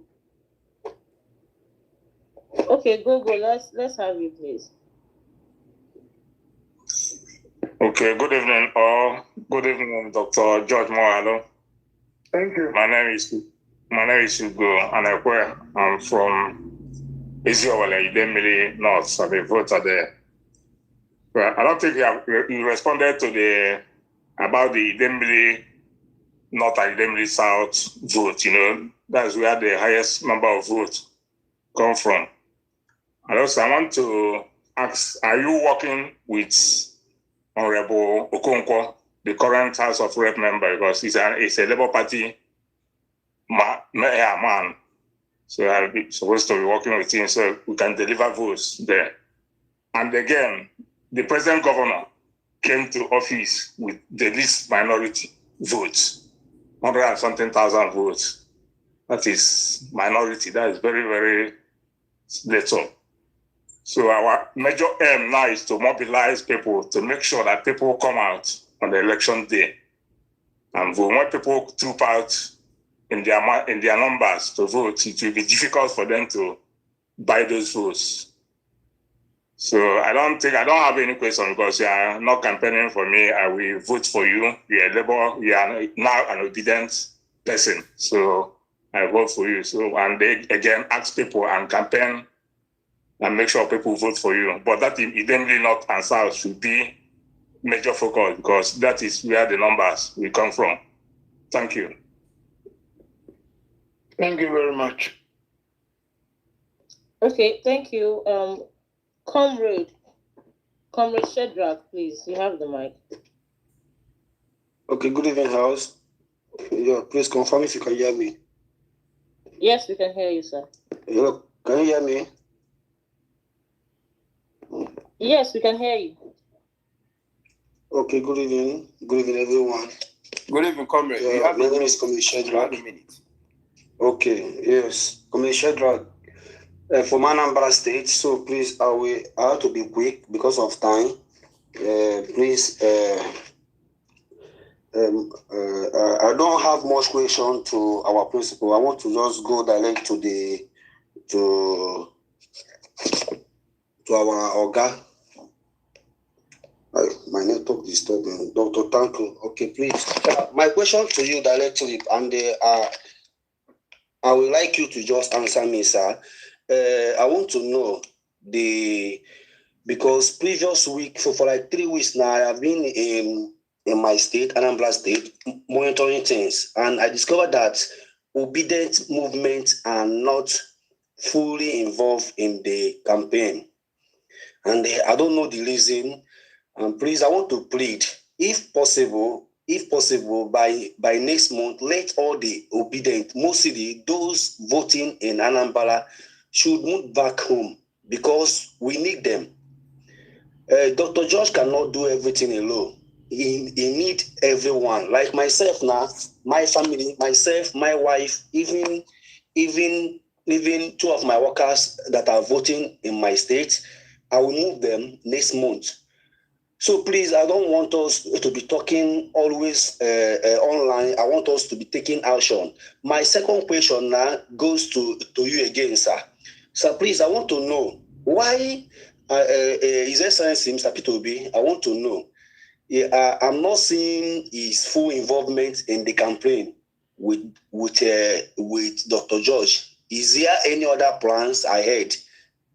Please, I just needed to answer those 2 questions. Thank you very much. Yeah, thank you so much. I think Dr. Tanko heard you. Dr. Tanko, do you want to take it or we should go ahead? Maybe at the end. Dr. Tanko, can you hear me? Yes, I can hear you. Okay, then I think he directed these questions to you. So yeah. I don't know if you want. Yeah. Okay. Really, let me establish. Yes, we were waiting for a lot of clarity, and you remember that His Excellency Mr. Peter Obi, as a leader of the Obidient movement, who is not selfish, who wants to carry along every member of his followers, said that he will wait until November and give support to all of his candidates. That includes His Excellency Mr. George Moghalu, support for the election coming up in November. I was there in Onitsha when, despite all odds, he made sure he was on that ground, and the days of Mr. George Moghalu, I was there. So the person that actually kicked off this particular campaign was actually Mr. Peter Obi himself. So he was there at the beginning and he had promised to be there. So even the last time before we left for Lagos, we had meeting. He also committed himself by having a meeting with Mr. George Moghalu and promised that he will continue to support his candidature, promised to do what he can do to ensure that we win the election. So be rest assured that His Excellency Mr. Peter Obi is fully in tune with this campaign and will do all that he can do to ensure that we are fully on ground in Oka and Anambra in general. As for the Obidient movement, we've had series of meetings before we got to this level. We have 2 or 3 meetings with Mr. George Moghalu, and he has been able to intimate the Obidient movement generally. He has spoken with Anambrians, all the collegiate leadership in Anambra and surrounding. Almost all the states in the southeast have been contacted. And we have come to resolve that we will all be in Oka to support Mr. George Moghalu's candidature. There are plans already on ground in order to ensure that this takes place. In fact, as of yesterday, we were supposed to have a meeting with him on the modus operandi on how to march on to Oka to support his candidature. So the Obidient movement has been fully engineered, and we have spoken to each other. And so this particular space is a culmination of what we agreed upon. So we are ready, and we all of everybody in Anambra and surrounding to come out en masse and give their full support.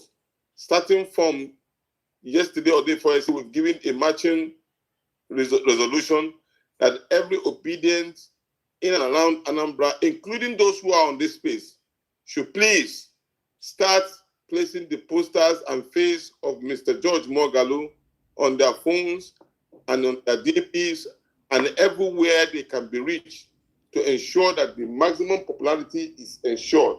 So, ladies and gentlemen, we are ready and we're willing to go.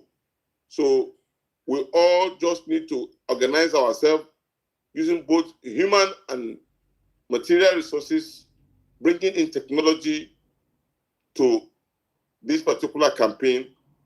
Thank you very much. Thank you, Dr. Tanko. Matthew, I think you've spoken. Please, if you have, just indicate, because the last speaker for tonight is going to be Eze Danino. Okay, so Eze Danino, you have the floor, please.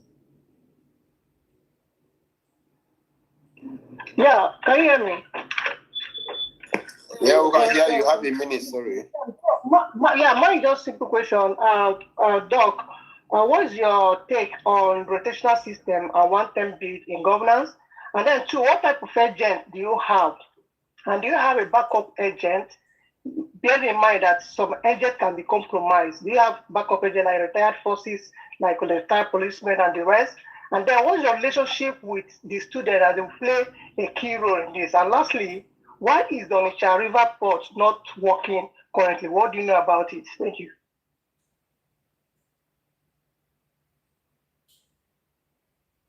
Am I to take the questions now or?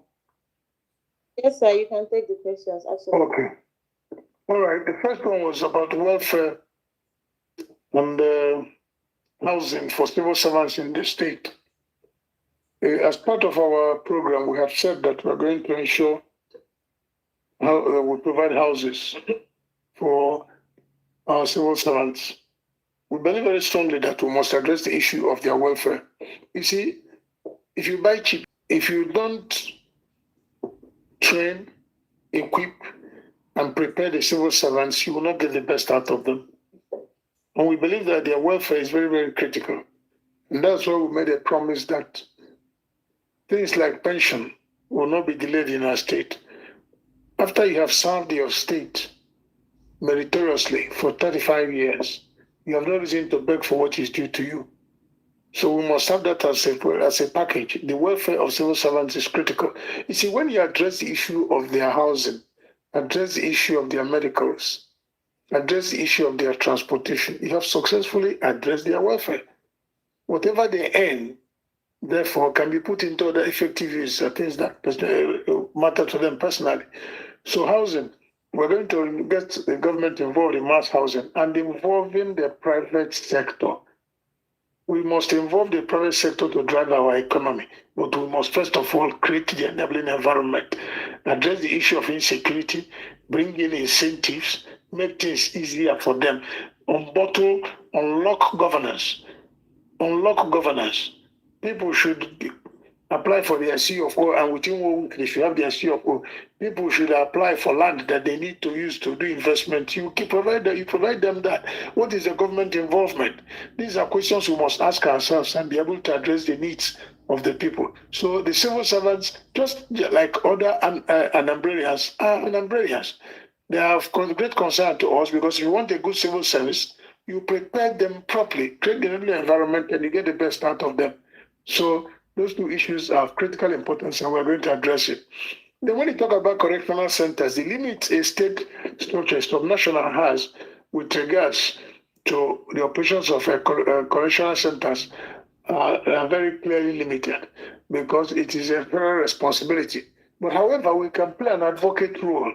We can improve on advocacy to get the ones that has to the ones that concerns us, like using the instrumentality of prerogative of mercy committees, and then getting the chief judge to visit, to make visitations to correctional centers more routine, so that he or she can look at the cases that are there. Because there's no doubt as to the fact that we have more awaiting trial cases than those convicted.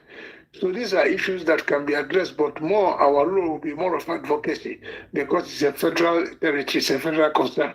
That is not to say that we cannot use the instrumentality of our judiciary system by way of getting the chief judge, appealing to him, getting them, encouraging them to go more on a routine check to ensure that those who shouldn't be there are not kept there unlawfully. We are very conscious of the issue of Idemili North and South. Yes, but the correction must be made. In terms of voter population, yes, Idemili North, but not Idemili South, because here we are more than Idemili South in terms of voter population. However, every vote counts. Every vote is important. Idemili North is important, Idemili South is important. We are going to do everything we can to sell our candidacy in this particular area so that we can maximize the output. We have a latent force. Labour Party, the Obedience have a latent force. What we need to do is to ignite it. We need to get it. These are latent forces that are dormant. We need to whip up the sentiment. We need to bring them to the consciousness of their responsibility, and then they will play the role. But as to whether we are aware that the Idemili North and South are very critical, we are fully aware, and they have a strong voting population. Then somebody asked whether I was working with Honorable Harris Okonkwo. Yes, very well, very much. Harris is working with us. He has shown commitment. He has been involved in some of the community tours we have attended. He attended with us, and he's been quite supportive. So we're working together, and he's bringing it to bear. We're going to also tap into the advantage of the fact that he's representing the Idemili North and South in the federal legislature.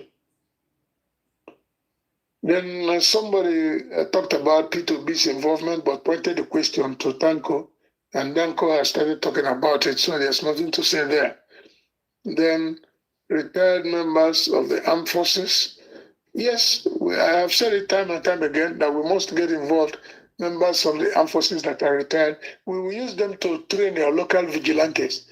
We use them to train our local forces so that we can have a well-trained local arrangement that can be beneficial to our people. So we're involving them, we'll continue to involve them. And as to elections, we're also sensitizing them. They are part of the local communities we are talking to. We're sensitizing them, we're getting them to understand how important, how their role is important to ensure that things are properly done. So we're getting them involved as we get along. Then finally, on the issue of Onitsha River Port, I feel sad that not much has happened there after we left because we had a plan. We drew a master plan that as to what should happen with Onitsha River Port because the potentials are quite enormous. And that was why we were very firm in our commitment to ensure that we concession the port, which is successfully did. Unfortunately, the technical partner, support of Antwerp, the man managing Onitsha River Port, the last time I saw him was Mr. Webb. He's a Belgian. So what the government needs to do, as a government, if we find ourselves in office, Onitsha River Port belongs to the federal government, just like National Inland Waterways Authority was a department in government at the federal level. What we're going to do there is to encourage the advocacy also. We're going to challenge, we're going to encourage, we're going to support to ensure that the port is put into effective use. And we will advise the federal government on the need for dredging to open up the channels so that access to the various ports, not only Onitsha River Port, inland ports, will be very, very free. And we'll also encourage government to ensure that other local inland ports like Uguta, like Lokoja, they're all completed. Because the moment they are completed and the channels are opened, we put them into effective use. And it will be beneficial in terms of cargo movement within the country. Like I've always said, movement of bulk cargo all over the world. It's either by water or by rail, not by road. Thank you. Okay, Century. Thank you very much. We are gradually coming to the end of this space. We are, just to provide context, we are currently trying to get His Excellency on. Dr. Tanko is trying to make that happen. But before we finalize that, I want to bring in, as I know we said we're going to have last question. I want to bring up Eseloka Zik to just ask one last question. Apologies. After that, Dr. Tanko will provide us with updates regarding His Excellency's presence on the space. Eseloka, please go ahead and ask your question. Good evening, all. Mine is not so much a question as to just make some observations. My name is Eseloka Zikora. I have known Dr. George Moghalu for over 20 years now, and I can say that he's more than prepared to be governor of Anambra State and to provide the necessary good governance and capacity that will bring Anambra State back once again on track. Having said that, I just want to mention that apart from the issues of low voter turnout in Anambra elections, it's not just about voter apathy. It is also, for this particular election, the issue of fear. There is fear being entrenched by the current governor with his Odogachi or whatever militia that he has unleashed on that place. And the very things that they have done thus far is purposely meant to put fear in the mind of the people and discourage them from coming out on the election date. So the issue is how to galvanize these people and let them know that they have to take their destiny in their hands. Fear, we have to conquer fear and make people to come out. Two, the issue of association of Dr. George Moghalu with our principal, His Excellency Peter Obi, is critical. And one of the ways that I believe it's an old method, but then it is still very vital for the rural communities, is more of the posters with his picture and that of our principal should be severally in most words. I know that they are discouraging, they have used the issue of money to discourage billboards and what have you in Anambra, but we can still do those kind of poster things in the Anambra State rural areas, in the various wards, on people's homes and what have you. So, and I will also advise that nocturnally you should be able to have some meetings with various community leaders, especially the PGs of the various unions. Having said that, thank you so much for this opportunity to participate in this, and we are hoping for the best come November 8th. Thank you very much. Thank you very much, Eseloka. Thank you so much, Dr. George, for being an amazing guest on this government space and for really answering powerful questions, sharing insights about your campaign, what you stand for, your vision for Anambra State. And also thank you to everyone who have really, really done a fantastic job of putting our candidate through the fire to ensure that we are backing someone that we truly believe that has competence, capacity, and character. And I'm certain that we are leaving this space knowing that we have a solid candidate. And a strong understanding that the movement is totally behind him.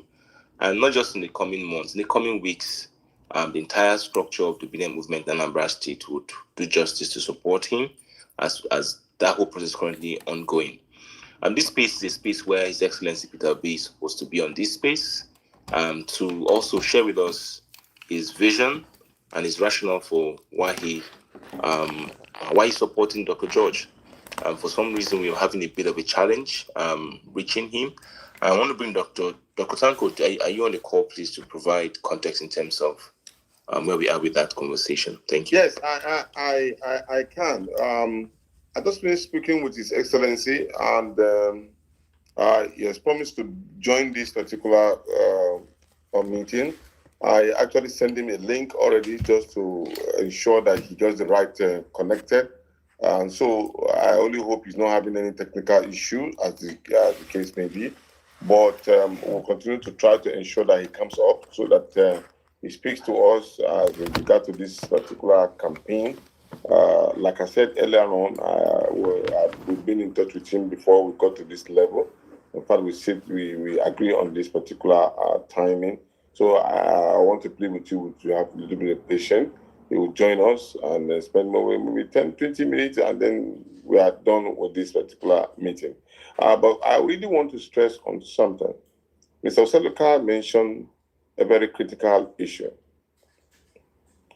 There is a concerted effort to cow everybody in this country,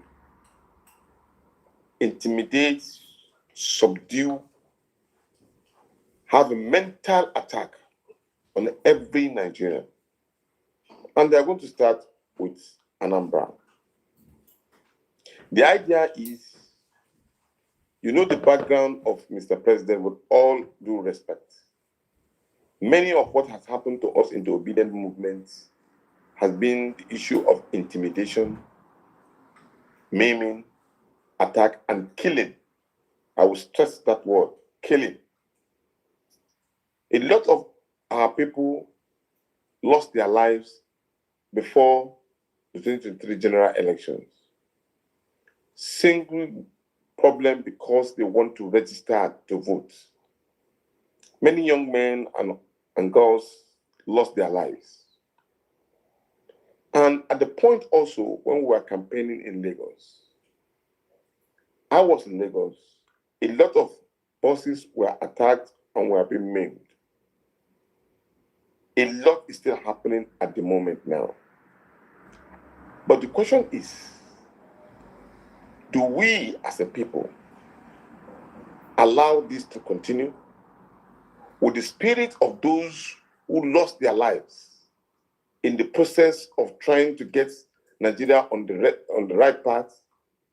Would they forgive us if we refuse to continue to challenge the status quo?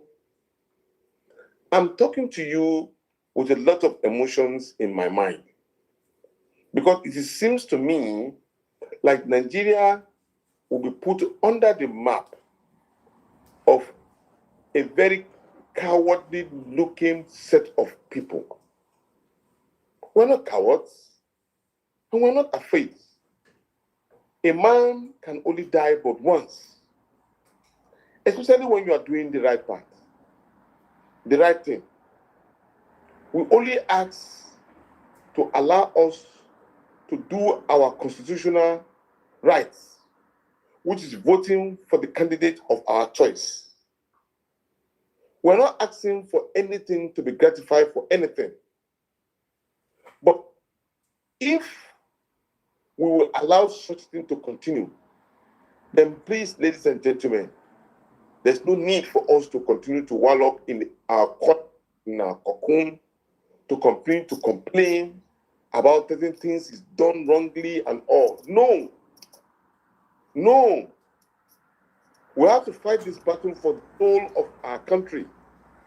We have to come en masse, encourage people, give them that particular vibes to believe that yes, they can do it. Look, how many of us would they kill if we come out en masse to say we are voting?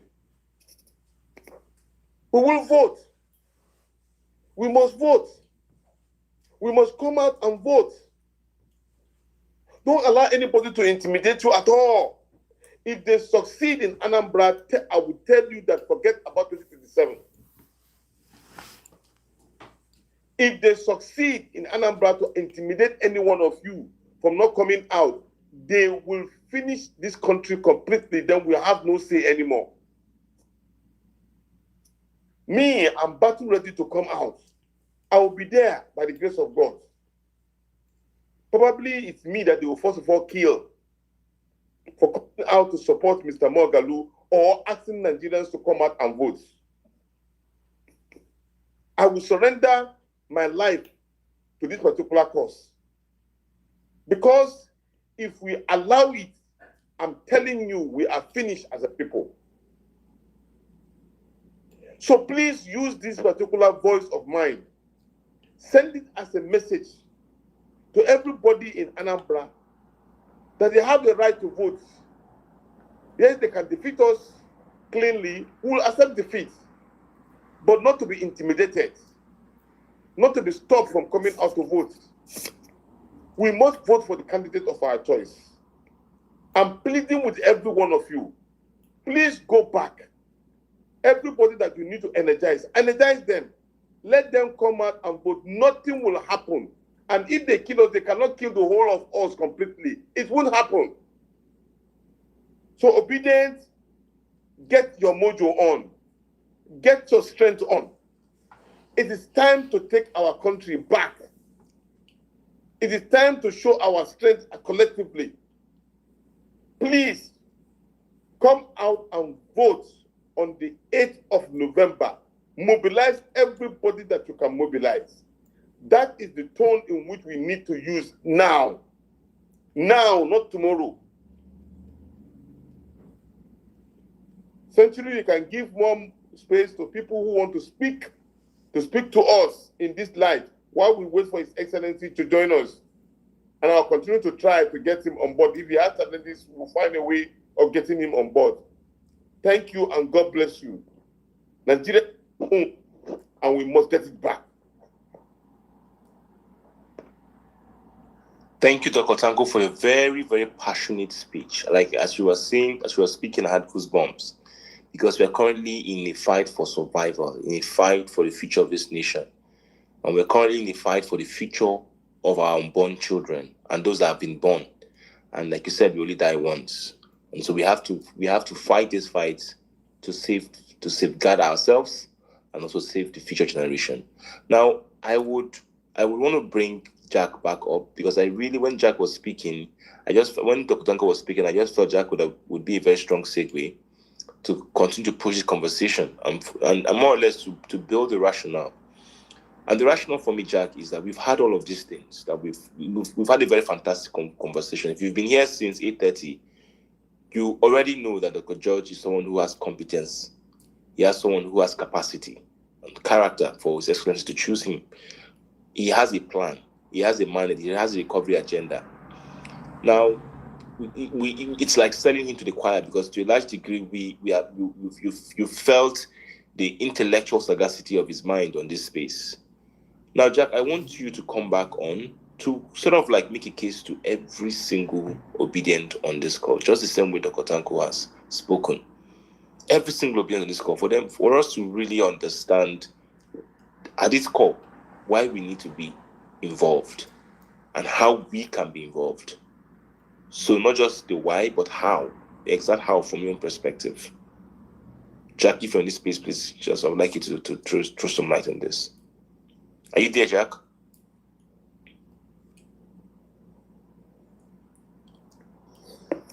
Essentially, if Jack is having a bit, can you take that? Can you take that, David? David, can you take that? Yeah. Okay, so I was also going to like make a request to Mr. George, Dr. George, rather. I don't know if he's available. It's just a request, not because last week. Early this week rather, I spoke with my parents. Of course, with the intent of selling his candidacy, because, like I said, he's not just pushing offline. Can you hear me? Sorry, Senju, can you hear me? Yes, we can. Yes, we can hear you. Okay. So it's not just pushing offline because people say we just make a noise online. It's not just pushing online. It's also going beyond online to also galvanize support offline. So, of course, I was having interaction with my parents and giving them the usual because the affinity with Anambra between Anambra and Apuga, of course, was, I would say, caused by PO. But since then, since he made them see good governance through Apuga, they now believe that good governance only comes through Apuga. Unfortunately, the people who are... Essentially, what could be the problem? The voice is very low. We're not hearing the properly anymore. Well, I think it's from your own end. Can you hear me? I'm hearing you. Can you hear me too? But it's not as loud as Okay, it used to be. My appliance is at the highest point. Can you hear me now, sir? Can you hear me? Okay, David. I think just rejoin back. Just come back in and rejoin back. Oh, right? Just can you hear me? Can you hear the Century? It's a bit faint. It's very faint. Not a bit. Very faint. Yeah. Very faint. So just join back. Okay, so Jack would go on to get contributions from others, but I want to make all of us understand. I want to just basically announce that His Excellency we're trying to get him on. He's just landed. He's been in transit for a while. He just landed, so we are still working behind the scene to get him on this space. While we continue to wait for him, we want to focus on contributions now. If you know you have a contribution to make, not a question, but a contribution to add to this conversation, to add your voice, especially we focus on what you can do, what you are pledging to do for the campaign. What are you going to be contributing to ensure that this campaign is a success? That is what we are now focused on right now. So we're in this phase of, we've passed the phase of questions, we're now in the phase of... Century. Please hold on.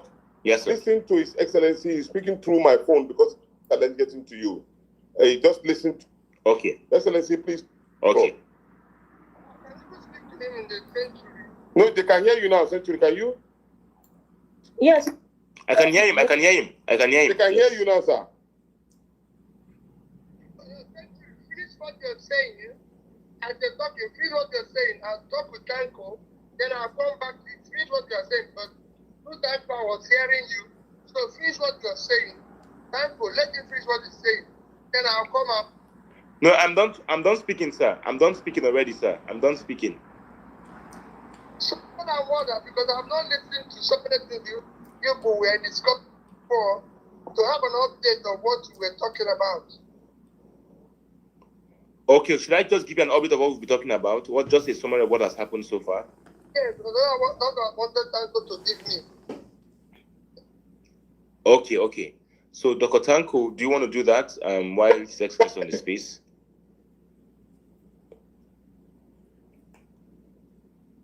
Dr. Tanko, can you hear us? Go ahead, Century. Go ahead, speak. Okay. So, a quick update, sir. So, what we've been able to do on this space is we've provided Obidient on this space an overview of who Dr. George is, what he stands for, his mandate, his vision for Anambra State. We've also had various Obedients come on and ask critical questions around his plan for education, his plan to address insecurity, his plan to ensure that Anambra State is an industrialized state. It's also his plans for accountability to run a government that is transparent, a government that is truthful, accountable to its people. Also in terms of infrastructure and urban development, his plans for that. And he's done a fantastic job of answering the questions that has been asked by Obidient. And we've had Jack come on to also make a very strong case in terms of the pedigree of Dr. George, what he's done at NIWA, his track record of service delivery, his track record, his reputation, in terms of accountability, and all of that. And we had Obedients who have also raised concerns regarding what you pose. Dr. Tanko, are you with me? Yes, I'm with you. Can you see him? Okay. So we've also had Obedients who have asked questions regarding your support for him and all of that. And so that's where we are currently at the moment, where we are basically taking contributions. And Dr. Tanko has made a very strong, passionate plea in terms of what's at stake. And democracy is at stake. And there are people that want to silence the voice of Obedience. Dr. Tanko, are you still speaking? I don't know if I'm speaking over you. Okay. So pretty much that's what we've been. That's pretty much a summary of what we've discussed so far. What has happened so far. Thank you. Please go ahead, Your Excellency. Well, I believe you have done most of the work that needs to be done. What is important is that first and foremost, that my own position is that is the candidate I'm supporting for the election. The reason being that I've looked at all the other candidates, not just because he's a Labour Party candidate and a Labour Party member, but in terms of experience, I believe he has the experience for the office. I also believe that having lived and operated around other area, he could see the difference being made when there's a good governance. 3, in terms of having governance has a lot to do, not just competence, but an issue of compassion, where it tends the people. I believe he has the right compassion for governance. And I urge you people, and I'm happy that this is not me now telling you people, you've been able to, on your own, be able to have a conversation with him. Because that's what I tell people every day. It is important that whoever says, I want this office on this, should be able to tell the world what he wants to do with that office. Not via people, not other people doing it. He is the one talking to you people. And I thank you people for that. And the opportunity of extracting everything from him. Now that is the position, you now see why you must all go out to support him. The campaign has not been going right the way I feel it should go in Anambra State, where I believed I passed through, got a second tenor, which was between me, Dr. Chris Ngige, Professor Soludo, Shifuka Chukwu, Ifeanyi Oba, Andrew Ba, and Uche Kunife. And I can tell you, the campaign was so vigorous for 3, 4, 5, 6, 7 months. Every discussion was on issues which I've said and maintained my politics is all about. Any politics that is devoid of issues, I'm not part of it. And I don't want to be part of it. For me, politics, morning, afternoon, night, was the discussion on issues. Anything short of that, I don't want to participate in it. So when I now listen to where people have abandoned issues and are discussing personal things, I'm one person who is very, very worried. So I thank you for the interview, for your own intervene him and being able to get what you want. I thank you for the night. Maybe as we now go on the day campaign, you'll be hearing from me, because what we are doing now is online discussion, which has to be followed on. There's a lot of other work. It's not going to be easy. There's a lot of work.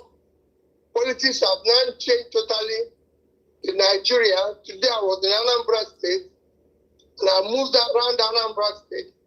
And if I give you examples of what they were saying, even while I was in Onitsha, there was in Oka, I was in Onitsha. And I'm pretty the same thing they're telling me in Oka Market is what they're telling me in Onitsha Market about the campaign and everything. What is happening and what is not happening. I think we have now turned campaigning, so everybody is waiting to pay for votes. So people are not as aggressive as it should be, and that's where we must return it to. On issues, let's go back to discuss issues, and document those issues people are telling you people. And this must border on the critical area of measurable, visible area that the person who says, I'm going to do this, whether it's our own candidate or not, that we know this person said it. So that tomorrow we can judge them on what they say they will do. So thank you for your time. Mine is just to come in and say thank you. That's all I'm participating in, to say thank you to you people for this meeting.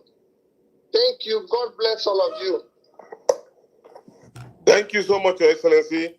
Ladies and gentlemen, you've heard it from our great leader, a great motivator, a person who always talked about democracy in a different light. For a very long time, we've not gotten an individual who have shown resilience, who have shown doggedness, who is also trying to change the face of our democracy from kind of thuggery, stealing, buying of votes, to real politics that concerns every one of us. So if he, who is comfortable as an individual, he can take care of his day and day-to-day life, yet he's coming out to sacrifice, to say, look, this politics must change to the interest of the Nigerian people as number one priority. Then what about those of us who have been at the background and the receiving end of the decay in the system? Would you continue to wallop in the decay system, or actually join him in finding solution and salvage what is remaining of this country? So thank you very much, Your Excellency. We remain resolute, we remain determined, we will continue to champion this particular cause, and will continue to change the narrative. Thank you. God bless you, sir. Ladies and gentlemen, the awesome voice of His Excellency, Mr. Peter Obi, the next president of the Federal Republic of Nigeria, inshallah. Thank you. Thank you, sir. Thank you so much. Thank you so much, His Excellency, for that powerful speech. I mean, just listening to you speak and also listening to Dr. George speak, we now understand why you support him, why you back him, and why you believe that he's a person that will continue the good governance outcomes that you created in Anambra State when you govern Anambra State. So we look forward to the campaign, because beyond it, to that space, all roads will lead to the street of Anambra to ensure that we deliver Dr. George. I want everybody on this space to please, you've heard from His Excellency, go and like, share Dr. George's page, his account, promote content, ensure that if you're in Anambra State, go to his campaign office and start volunteering, start figuring out how you can deliver your polling unit on his behalf. When we have rallies, please show up on those rallies. Whatever it is you can do to support this campaign, please do it. Do it. This is an existential campaign. If we are going to 2027 and we have Anambra State in the bag, it is a flex for us. It is a breath of fresh air for this movement. You have heard His Excellency. He has given his unequivocal support to this campaign. So I am certain that if you have any concern, if you have any issues, if you have any reservations, he has come here. For the last 3 hours, he has stood here answering all the questions, technical questions. He has given very insightful answers to everything that you've thrown at him. You've also had Excellency also giving that backing as well. You've had Dr. Tanko come also and give that backing as well. I know we have so many people who wanted to speak on this space, but are unable to speak. Best assured that we're going to have future opportunities and engagement with both Dr. George, His Excellency, on the GOMERT space. We want to say thank you so much. Now, before going and rounding up this space, I want to bring up Dr. George. Just say one or two words before we close this space in response to His Excellency's endorsement. Dr. George, over to you, sir. Thank you so very much, Century. I feel very happy. I feel encouraged. I feel energized. And I want to thank His Excellency very specially for his consistent endorsement of my candidacy. And I want to tell him that I will justify this confidence. I will not let him down. I will not let myself down. I will not let my God down. And I will not let the obedience down. I will serve with the fear of God. I will do that will bring happiness to the people of Anambra State. I will justify the trust. So thank you, everyone, at any time. Hi, guys. Sorry about that. The connection went out. How's everybody doing? So anyways, can you hear me? I hope you can hear me. If you guys can hear me, apologies. I had some technical issues. I don't know if NEPA is affecting Nigeria. It's affecting me here as well, affecting us or affecting my network. I don't know. But anyway, guys, so that was the end of the show. So PO came in at the last minute there to just support his candidate. So the word is that, can you guys hear me? I think he just connected now. Hopefully you guys can hear me. If you can hear me, please put a comment in the comment section. Okay, thank you very much, Michael. So, as you guys head down, in the last few minutes, PO came on board and shared his support for Moghalu. So, I mean, hey, if you're supporting Moghalu, please get to work. That's all I can say. Get to work. And I'm glad that they are echoing that people should get ready. Because this election, we have to take our country back. There's so much going on in the world that we cannot afford not to get our country back in the way that get it back from the hands of the people that want to take it from us. So it will be shameful if we fold our hand and allow these people get away with what the plan that they have for the country. Okay, there's so much going on. I can't really get into it right now. Maybe I'll come. I didn't even plan video now because of this video, because I remembered I shared it on my post that he was coming out. So I wanted to share, stream it for you guys to watch. So on that note, guys, Aluta continues as always. Yes, they just bought Esther, Nepal. There's articles that have come out following up on that story. Let me see if I can really, since you brought it up, Esther, let me just see if I can quickly go down and let me see here. I have an article that I saw. There was an article I saw about that. Meanwhile, your police people, they just they tomorrow, no day. They thief their children future, their grandchildren future. They not care. They thief, they go. 500 and something million for whether na toiletries, I been towels, branded towels. Okay, so let me just read something really quickly. How the US achieved regime change in China. This is a must-watch for Nigerians. This is from Mayowa Durosimi. He's, one of the investigative journalists that works with David Udeng. We can learn a thing or two from Nepal, particularly beyond the headlines and the statements or actions from Ned-funded political activists or groups. The woman that took over, let's say, they plant them for there. They say na Discord, now they take a voter. Let me see. If na short video, I go play am. Otherwise, tomorrow I go bring am back. We could play this video. So if now Exclusive. The real story of how an internet issue in Nepal turned into violent regime I want change you guys to is watch shocking. this. But it's a story you need to know to understand what's really happening in the world. In 2023, strategists in Washington, D.C. spotted a worrying problem in Asia. A small nation, Nepal, wanted internet independence, like China had. Now, you may know that the US used to sneer at what they called China's Great Firewall, seeing it as a press freedom issue. But no, that was a mistake. They realized they'd made a huge error. China having its own internet meant that the country... Uh-oh, sorry. Exclusive. The real story of how an internet issue in Nepal turned into violent regime change is shocking. But it's a story you need to know to understand what's really happening in the world. In 2023, strategists in Washington, D.C. spotted a worrying problem in Asia. A small nation, Nepal, wanted internet independence, like China had.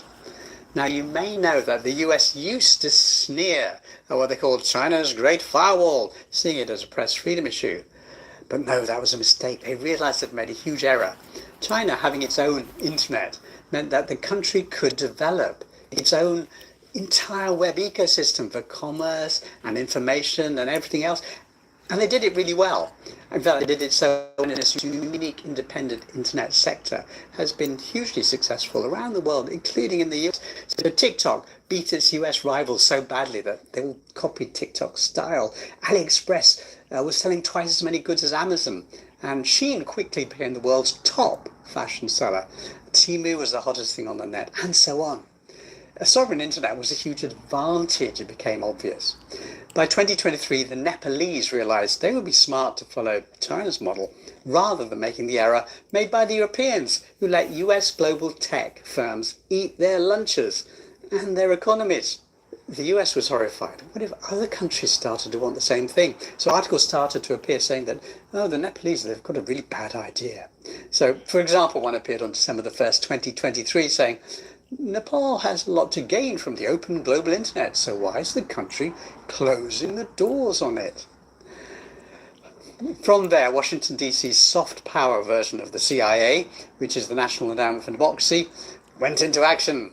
And so, in Nepal last year, US agents searched reports, organized roundtable discussions, and held briefings, all with one message. China is the enemy. US is your friend. Now, the official theme for this series of events about China was countering corruption and authoritarian influence. At the same time, US operatives held sessions to train Nepalese reporters, local media, quote, to expose corruption and abuse of authority, publish articles. Now they here. You guys see the connection? I hope you are listening with keen interest. Are you seeing the connection? Remember those things that David Denny has been highlighting, and a lot of us have happened. A lot of us are aware, and we've been highlighting it as well. You see, paying journalists recently, when they hiked the increased tax on petrol, guess what guess what T-Pain's government did? They hired a group of influencers on TikTok and used Chisco Motors.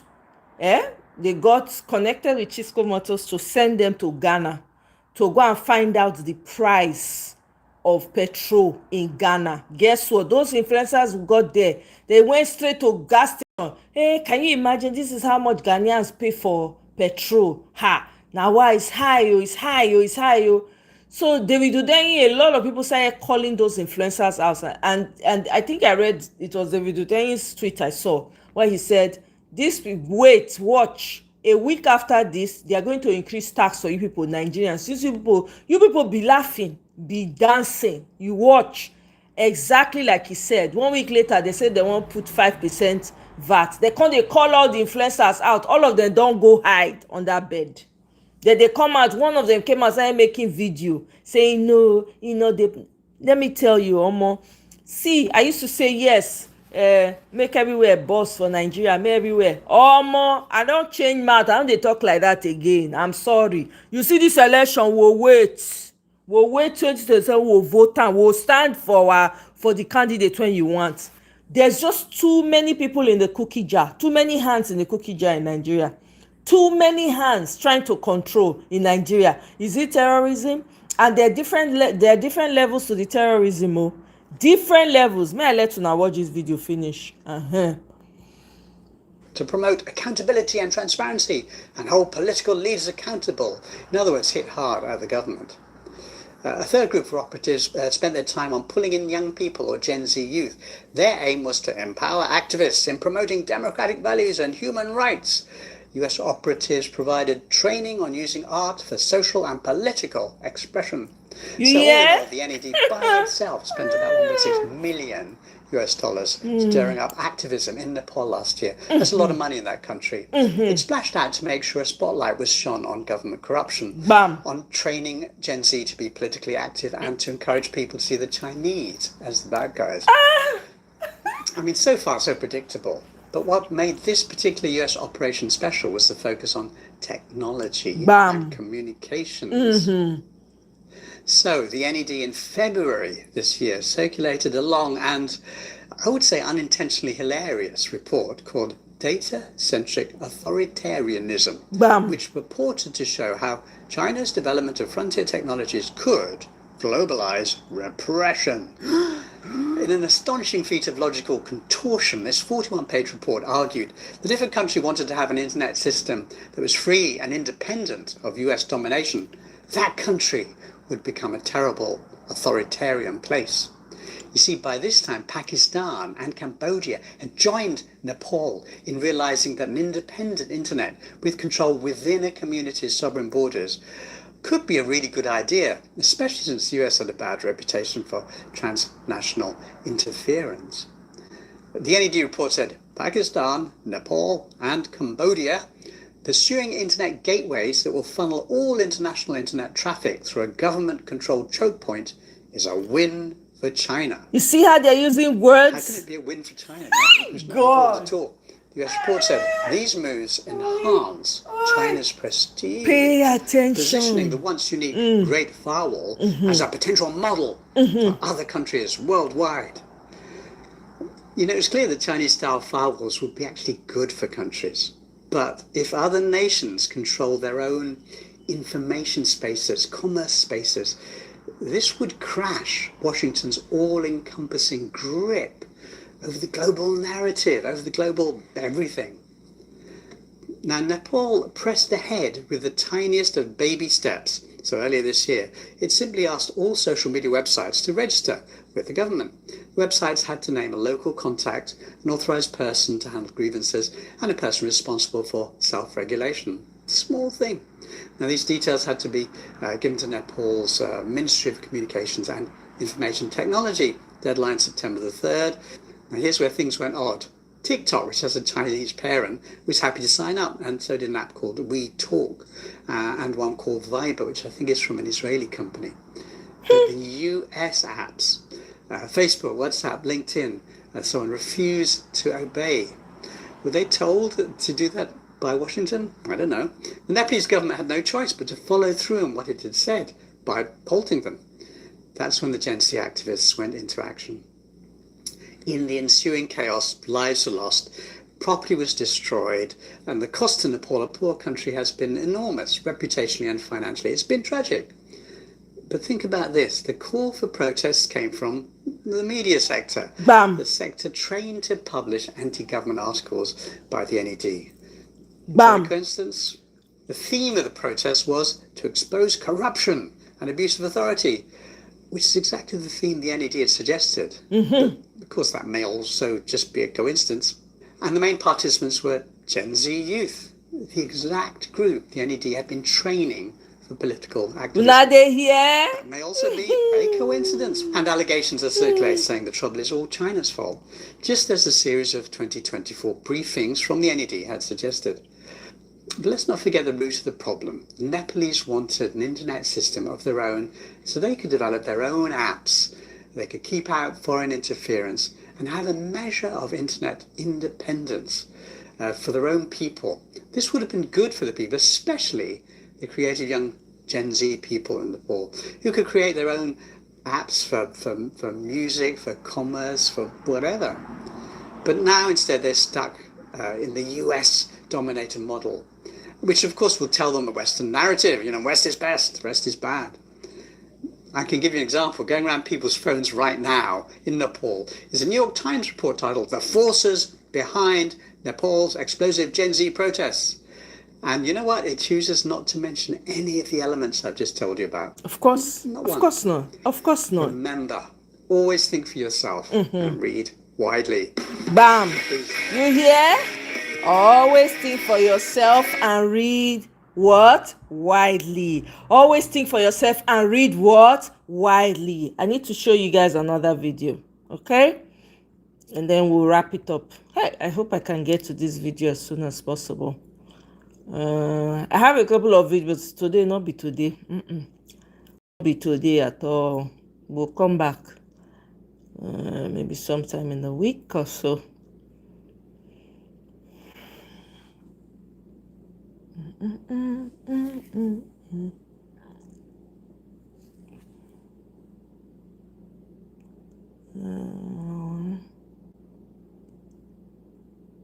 Is it that? Is it?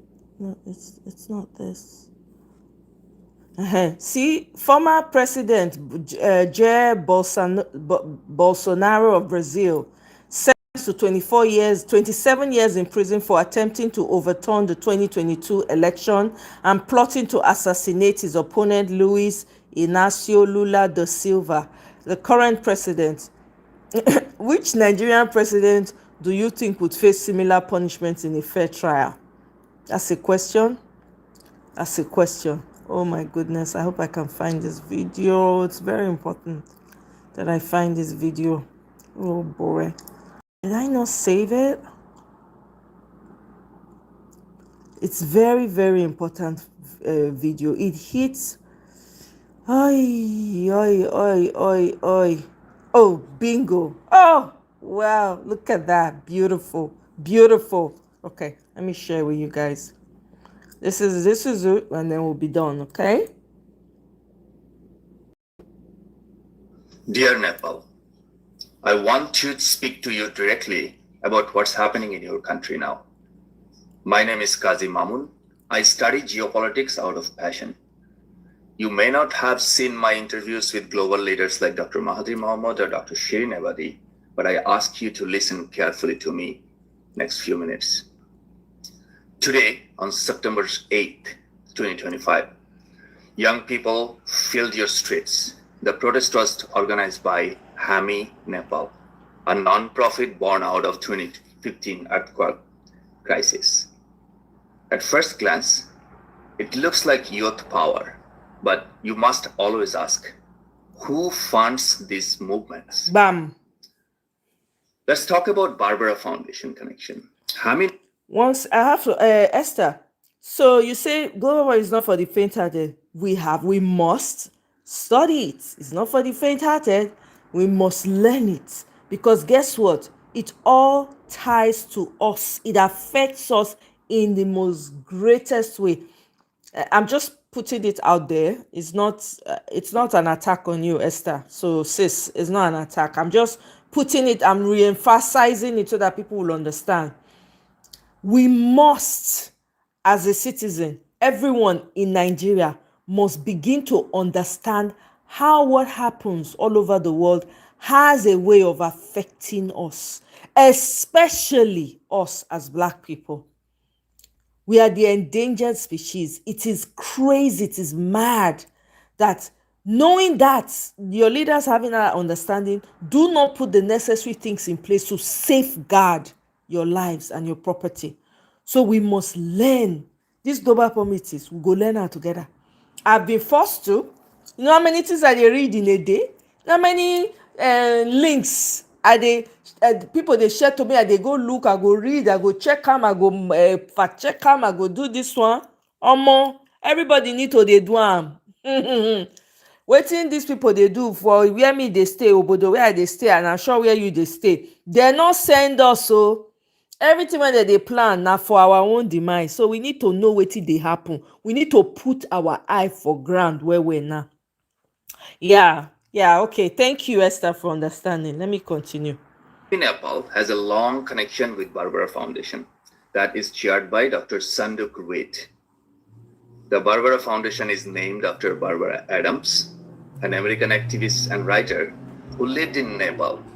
After her death in 2016, the foundation was restructured. But its early donation pipeline included a US mailing address. You can find it online. The Barbara Foundation has even hosted Hami Nepal in its office space. Let's follow the money. In 2021, the Barbara Foundation announced a special award of, in Nepali rupee, it was like 10 million to frontline health workers during COVID. That was funded by Shorid and Aditi Gimier. Its chair, Dr. Sundak Reid, has a strong global NGO ties. He worked with the Fred Hollows Foundation in Australia to expand cataract surgery across Asia. He also co-founded Himalayan Cataract Project in the States. Now, Cure Blindness, a US-registered nonprofit that channels Western donations into Nepal and beyond. So while the faces may be Nepali, the funding networks often trace back to the West. Bam. Let's take a look at the pattern. This is not unique to Nepal, what's happening. In Bangladesh, foreign-backed NGOs and civil society groups played a key role in unrest and destabilizing the government under the banner of democracy and rights. The pattern is clear. Local groups, fueled by foreign money, creating instability that foreign powers can exploit. Mm-hmm. Why Nepal matters in global chessboard now? Why now? Because your country sits between China and India. The United States is engaged in a tariff wars and strategic clashes with China, India, and Russia. For Washington, Nepal is not just a small Himalayan state, it is a strategic wedge broken between US-China tariffs, and they're playing with you. And history shows they don't always need tanks or soldiers. They use money, NGOs, foundations at their entry point. This is a warning. This is not an attack on your youth. Their frustration is genuine. This is not an attack on Hami Nepal. Their origin were noble. But when foreign money mixes with local anger, it rarely ends well for your nation. Yep, it muddies the water. Must learn from Bangladesh, yep. From others before you. So I ask you, Nepal, when you see protest banners, ask who paid for that printing. Exactly. When you see NGO offices, ask who funds the rent. Yep. When you hear slogan for change, ask whose change and whose benefit. The truth is simple. Foreign-backed organizations, directly or indirectly, are playing a role in today's uprising. Nepal, you cannot afford to be blind. This is the moment to see clearly, to protect your sovereignty, and to unite against foreign manipulation. Say it loud. You will not be pawns in another nation's geopolitical game. Bam! Wake up. Yes. Wake up now. Una here? That's it. So this is why for me, anybody that's saying revolution, I know they follow them, join again. I have withdrawn myself from that. We will go, we will get our PVCs, we will go and vote, and we will make our vote count. If anybody is coming with sudden emergency protest, sudden emergency anger from nowhere, ask who is behind that anger? Who is bankrolling that anger? Who is bankrolling revolution? Who are the people behind? That is what we need to be asking. We cannot be dumb anymore. It don't do for us. I'm sure our ancestors are probably rejoicing wherever they are, saying, hey, our children are waking up, because this is a battle that they fought Some of them did not even survive it. But here we are.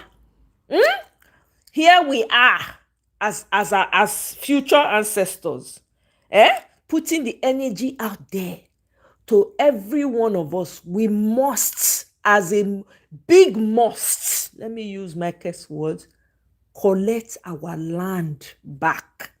And we must peel your eyes to the ground. Ask questions, not just follow bandwagon. Say, oh, they protest, yeah. Who they bankroll the protest? Who is behind it? Why the sudden outcry? You understand? I saw and read that on warfare, and I totally exactly. He put it so early. They follow the guy bumper to bumper. When I don't read articles up and down finish, I go enter David. I'll say, David, then you go don't talk about this. Bam, you go don't talk about that. People hate the guy. People don't like David Udeyi, but you have to have an understanding. You have to have a certain level to understand where that guy is coming from. People say, oh, he's part of them too. Oh, I would rather, if he's part of them, he's really doing a great disservice to them. He's really doing a great disservice. You never see where person, you go the crap for where they work. I never see him before. For the guy's life not to be safe. They say, oh, it's all part of the plot. I say, okay, you do your own, may we see. Since it's all part of the plot, you self, do your own, may we see. Since you think to have all the answers, do your own, let's see. Counter him. I'm telling you, big respect to President Traore. Even Mali just dropped French now. They don't drop French, bam. They don't drop and throw away and for inside latrine. So, my people, we need to really deal. I'm telling you, and get off. I'm telling you, 2027 is war. Is go all in or go home. Now be 2027. Even this government know they are afraid too. With all the plan, with the fact that they are incumbents, they are still afraid. Your Bala Blue has not come back from France, so it's still there. They plot. Is go hard or go home 2027. Wallahi talai. Matter of fact, let me show some videos of these people mobilizing. What is they call them? I'm going to come back to these videos later.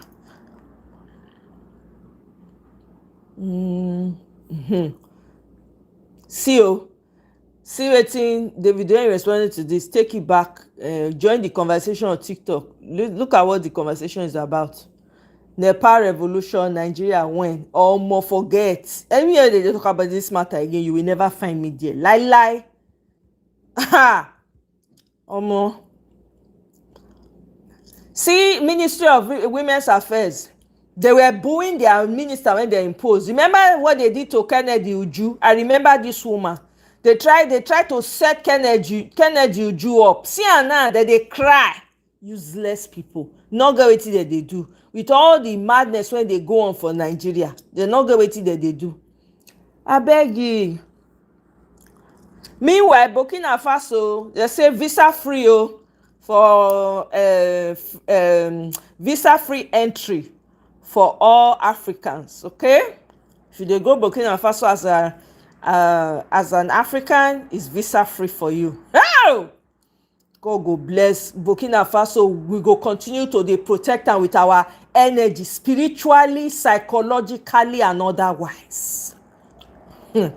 Meanwhile, see Olumide for APC this thing with Sheriff. What's going on there? What's going that they hug each other? Has it decamped to APC? Somebody should help me answer that question.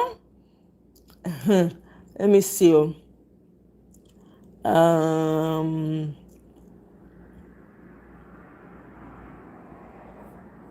Listen to this guy.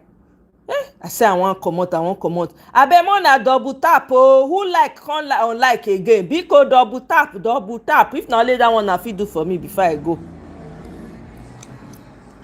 Make una help us tell the coalition ADC say if they fit get these people right as they promise us, Tambuwa of Sokoto State. The former exactly. Michael, you read it, huh? On David, I read it too. Speaker. Everything, they are always on warm mode. Now they do nice. Peter Obi, the former governor. Everybody must be ready to take Nigeria back. Gregory Obi, as their candidate for ADC. Mother tell us them say, me and every Nigerian assure them say, before 2:30 p.m. on election day, they don't win. Everything don't stop. They don't stop counting. They don't declare the winner. They're not even wait till night. That is for ADC. Therefore, PDP, if now once before 2:30 p.m., vote don't count and people don't win. More than pick Obi and Tambuwa, Obi for president, Tambuwa for running mate, vice president. I assure these two parties, the ADC, the coalition, and PDP, if you can get it right, there is no jeopardy. 2:30 p.m. in the afternoon, election don't finish. They don't win with that. These are the choice candidates of Nigerians now. I can boldly tell you, if I pick any other person, when not be Peter Obi and Tambuwa, but allegedly, what are they here? Say that it is signed and sealed. Say that Tambuwa be the vice president and Peter Obi is the president candidate of the ADC, the coalition. We go see him now. If this is done, I assured ADC and Nigerians that 2:30 p.m. now shut down. Again, when I want show now with this guy, what's in the corner? Aregbesola, where they mobilize. Omo.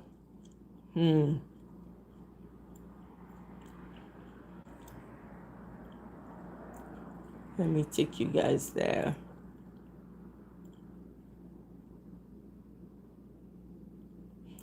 It is good to see a lot of Nigerians are coming out and speaking. It's good.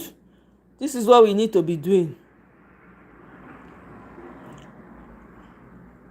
See, in 2019, I denied access to nuclear power plant in the US because I had a green passport. I was the head of the project. I had to step down. This is what Nigeria is doing to a lot of people.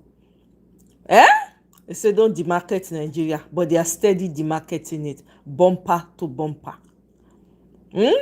See this one, no? They rake Omoye Showore. Let's hear what he has to say. Saore, it is high time you stop misleading Nigerians, because I cannot be able to differentiate criticisms and what you call what did they call it? Let's move.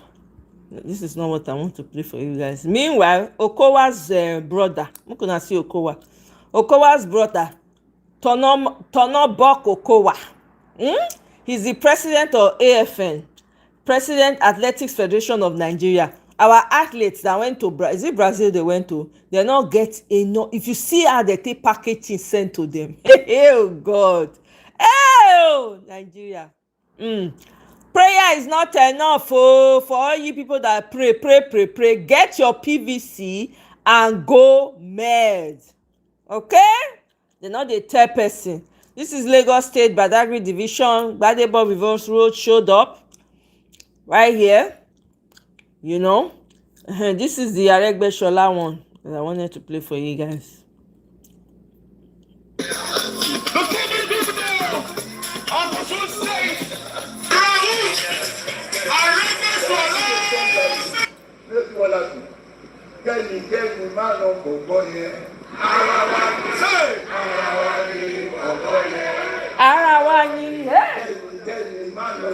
Everybody.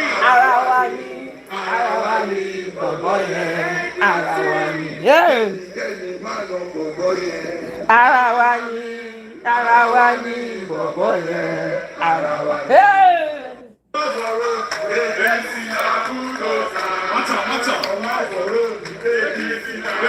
Those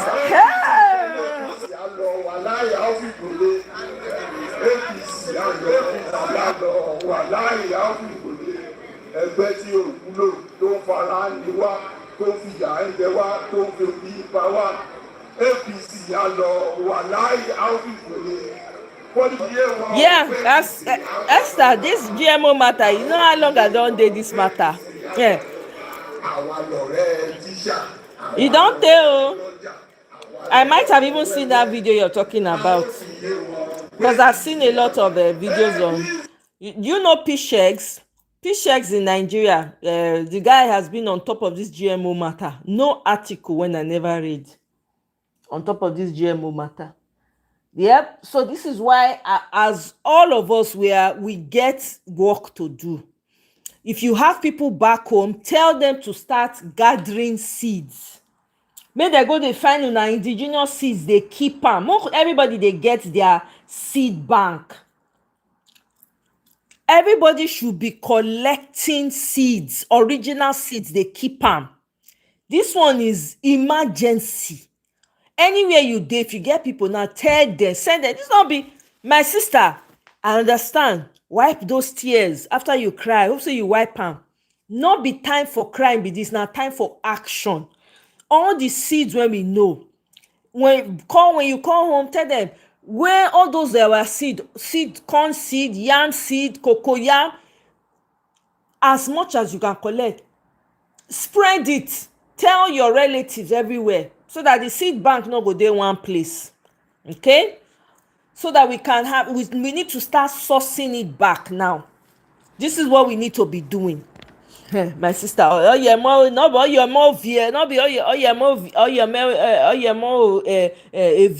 na to work action now. After that we fit dey cry.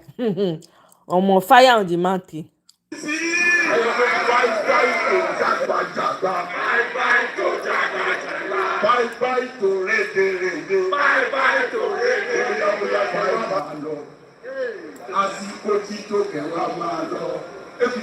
Yes.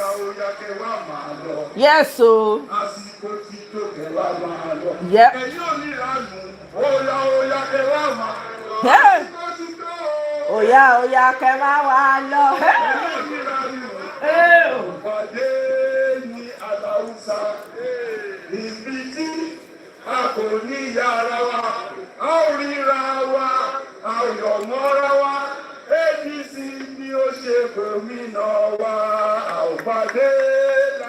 It's now our new anthem now. Yes, this song now. Michael, what you they refer to?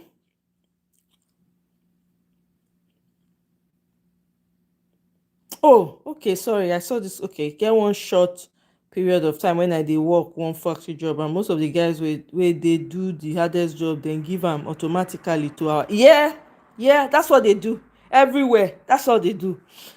That's all they do. Everybody, all hands on deck right now. Make we they know ourselves. Make we they unlearn most of these things. So my people, now here I go end down. I go dey talk to una some other time. I'm not sure about tomorrow, maybe sometime in the week. I have loads of videos to play. We'll get to them as much as I can. It's just that I can't, if I have time, I'll do some standalone videos. That is if there's time, but if not, it will be sometime during the week. Well, you guys have a wonderful rest of the weekend. Michael, my brother, I really appreciate your support. I don't take it for granted. Tracy, Kene, thank you so much. I appreciate you guys. Esther, my sister, no cry. Oh, now time for action be this. That's who they cry, they see road. You need to, when you cry, you wipe your tears. We move. Aluta continua. We know they stop. We know they give up. The people when they won't buy us, they don't want to give. They never give up in hundreds of years. So we don't get any excuse. We cannot give up. We must collect our country, and we go collect them back, whether they like them or no. Do you understand? Yeah, absolutely. Say even for factory, these people they do. Oh yeah.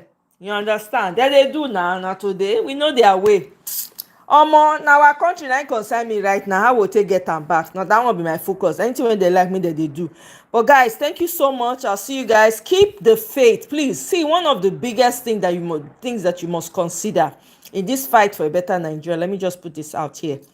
Be very aware of the energy you are putting out about the Nigeria you want to see. You have to design the Nigeria you want to see. You have to project it in your energy. It needs to come from inside, not just lip service. Okay? Because if enough of us are projecting a new Nigeria, why do you think they are afraid of the Obidient movement? Why do you think they are afraid of Peter Obi's supporters? Not just Obidient. Because we push back and we push back hard. Do you understand? We are not backing down. They thought after 2023, everybody go enter house. Here we are, still standing strong like Iroko tree. We know they fall. You understand what I'm saying? This is how you defeat your enemies. Let it go and curate that vision of Nigeria, that vision, that transformational Nigeria you want to first draw it in your imagination. Let it sit in your energy field within you. Project it everywhere you go. Don't let anybody bring your spirit down about Nigeria, because it is you, whether you like it or not, it is you and I that will determine the new Nigeria we want to see. If we are all here every time, oh Nigeria, oh wetin go happen now, oh, it's all woes and this encouragement, guess what? We know we'll come out of am. I'm telling you, this is fact. We will not come out of it. So we need to, wherever you find yourself, if anybody say, oh, this one, that one, Nigeria can never, this one can never, may they keep am for inside their living room, they inside their, may they tell themselves for their bedroom, may they not bring come your ear. You have to create that resistance from anybody that's trying to talk you out of that Nigeria, because there are many and they are paid. They will come and do the job. Don't let them get to you. Do not, never. The countries that we all move to, if they did not fight and stand still, we'll not go. Maybe some of us will not fit enter. Even some of the obodo where we did. Now, black people when they now resist. You know how long Martin Luther King fought before they got their Civil Rights Act? 11 freaking years. Guess what happened? People they buy people in horrendous ways. Oh, they do all manner of things to people. You understand what I'm saying? That one, our own not go reach like that. Our own now 2027 we dey focus on now, and now we okay. So we must be ready. Create that vision of Nigeria. Believe that you are. I'm already living in it. I don't know about you people. Me, I don't live on that for back since. Now make I just see them. Make I okay, yeah, of course. Oh yeah, that's what we work for. Oh yeah, absolutely. Oh okay, yeah. I actually saw it like this. Yeah. You understand? That's what we need to do. Okay? All right. Thank you so much, guys. I'll see you on my next one. Bye.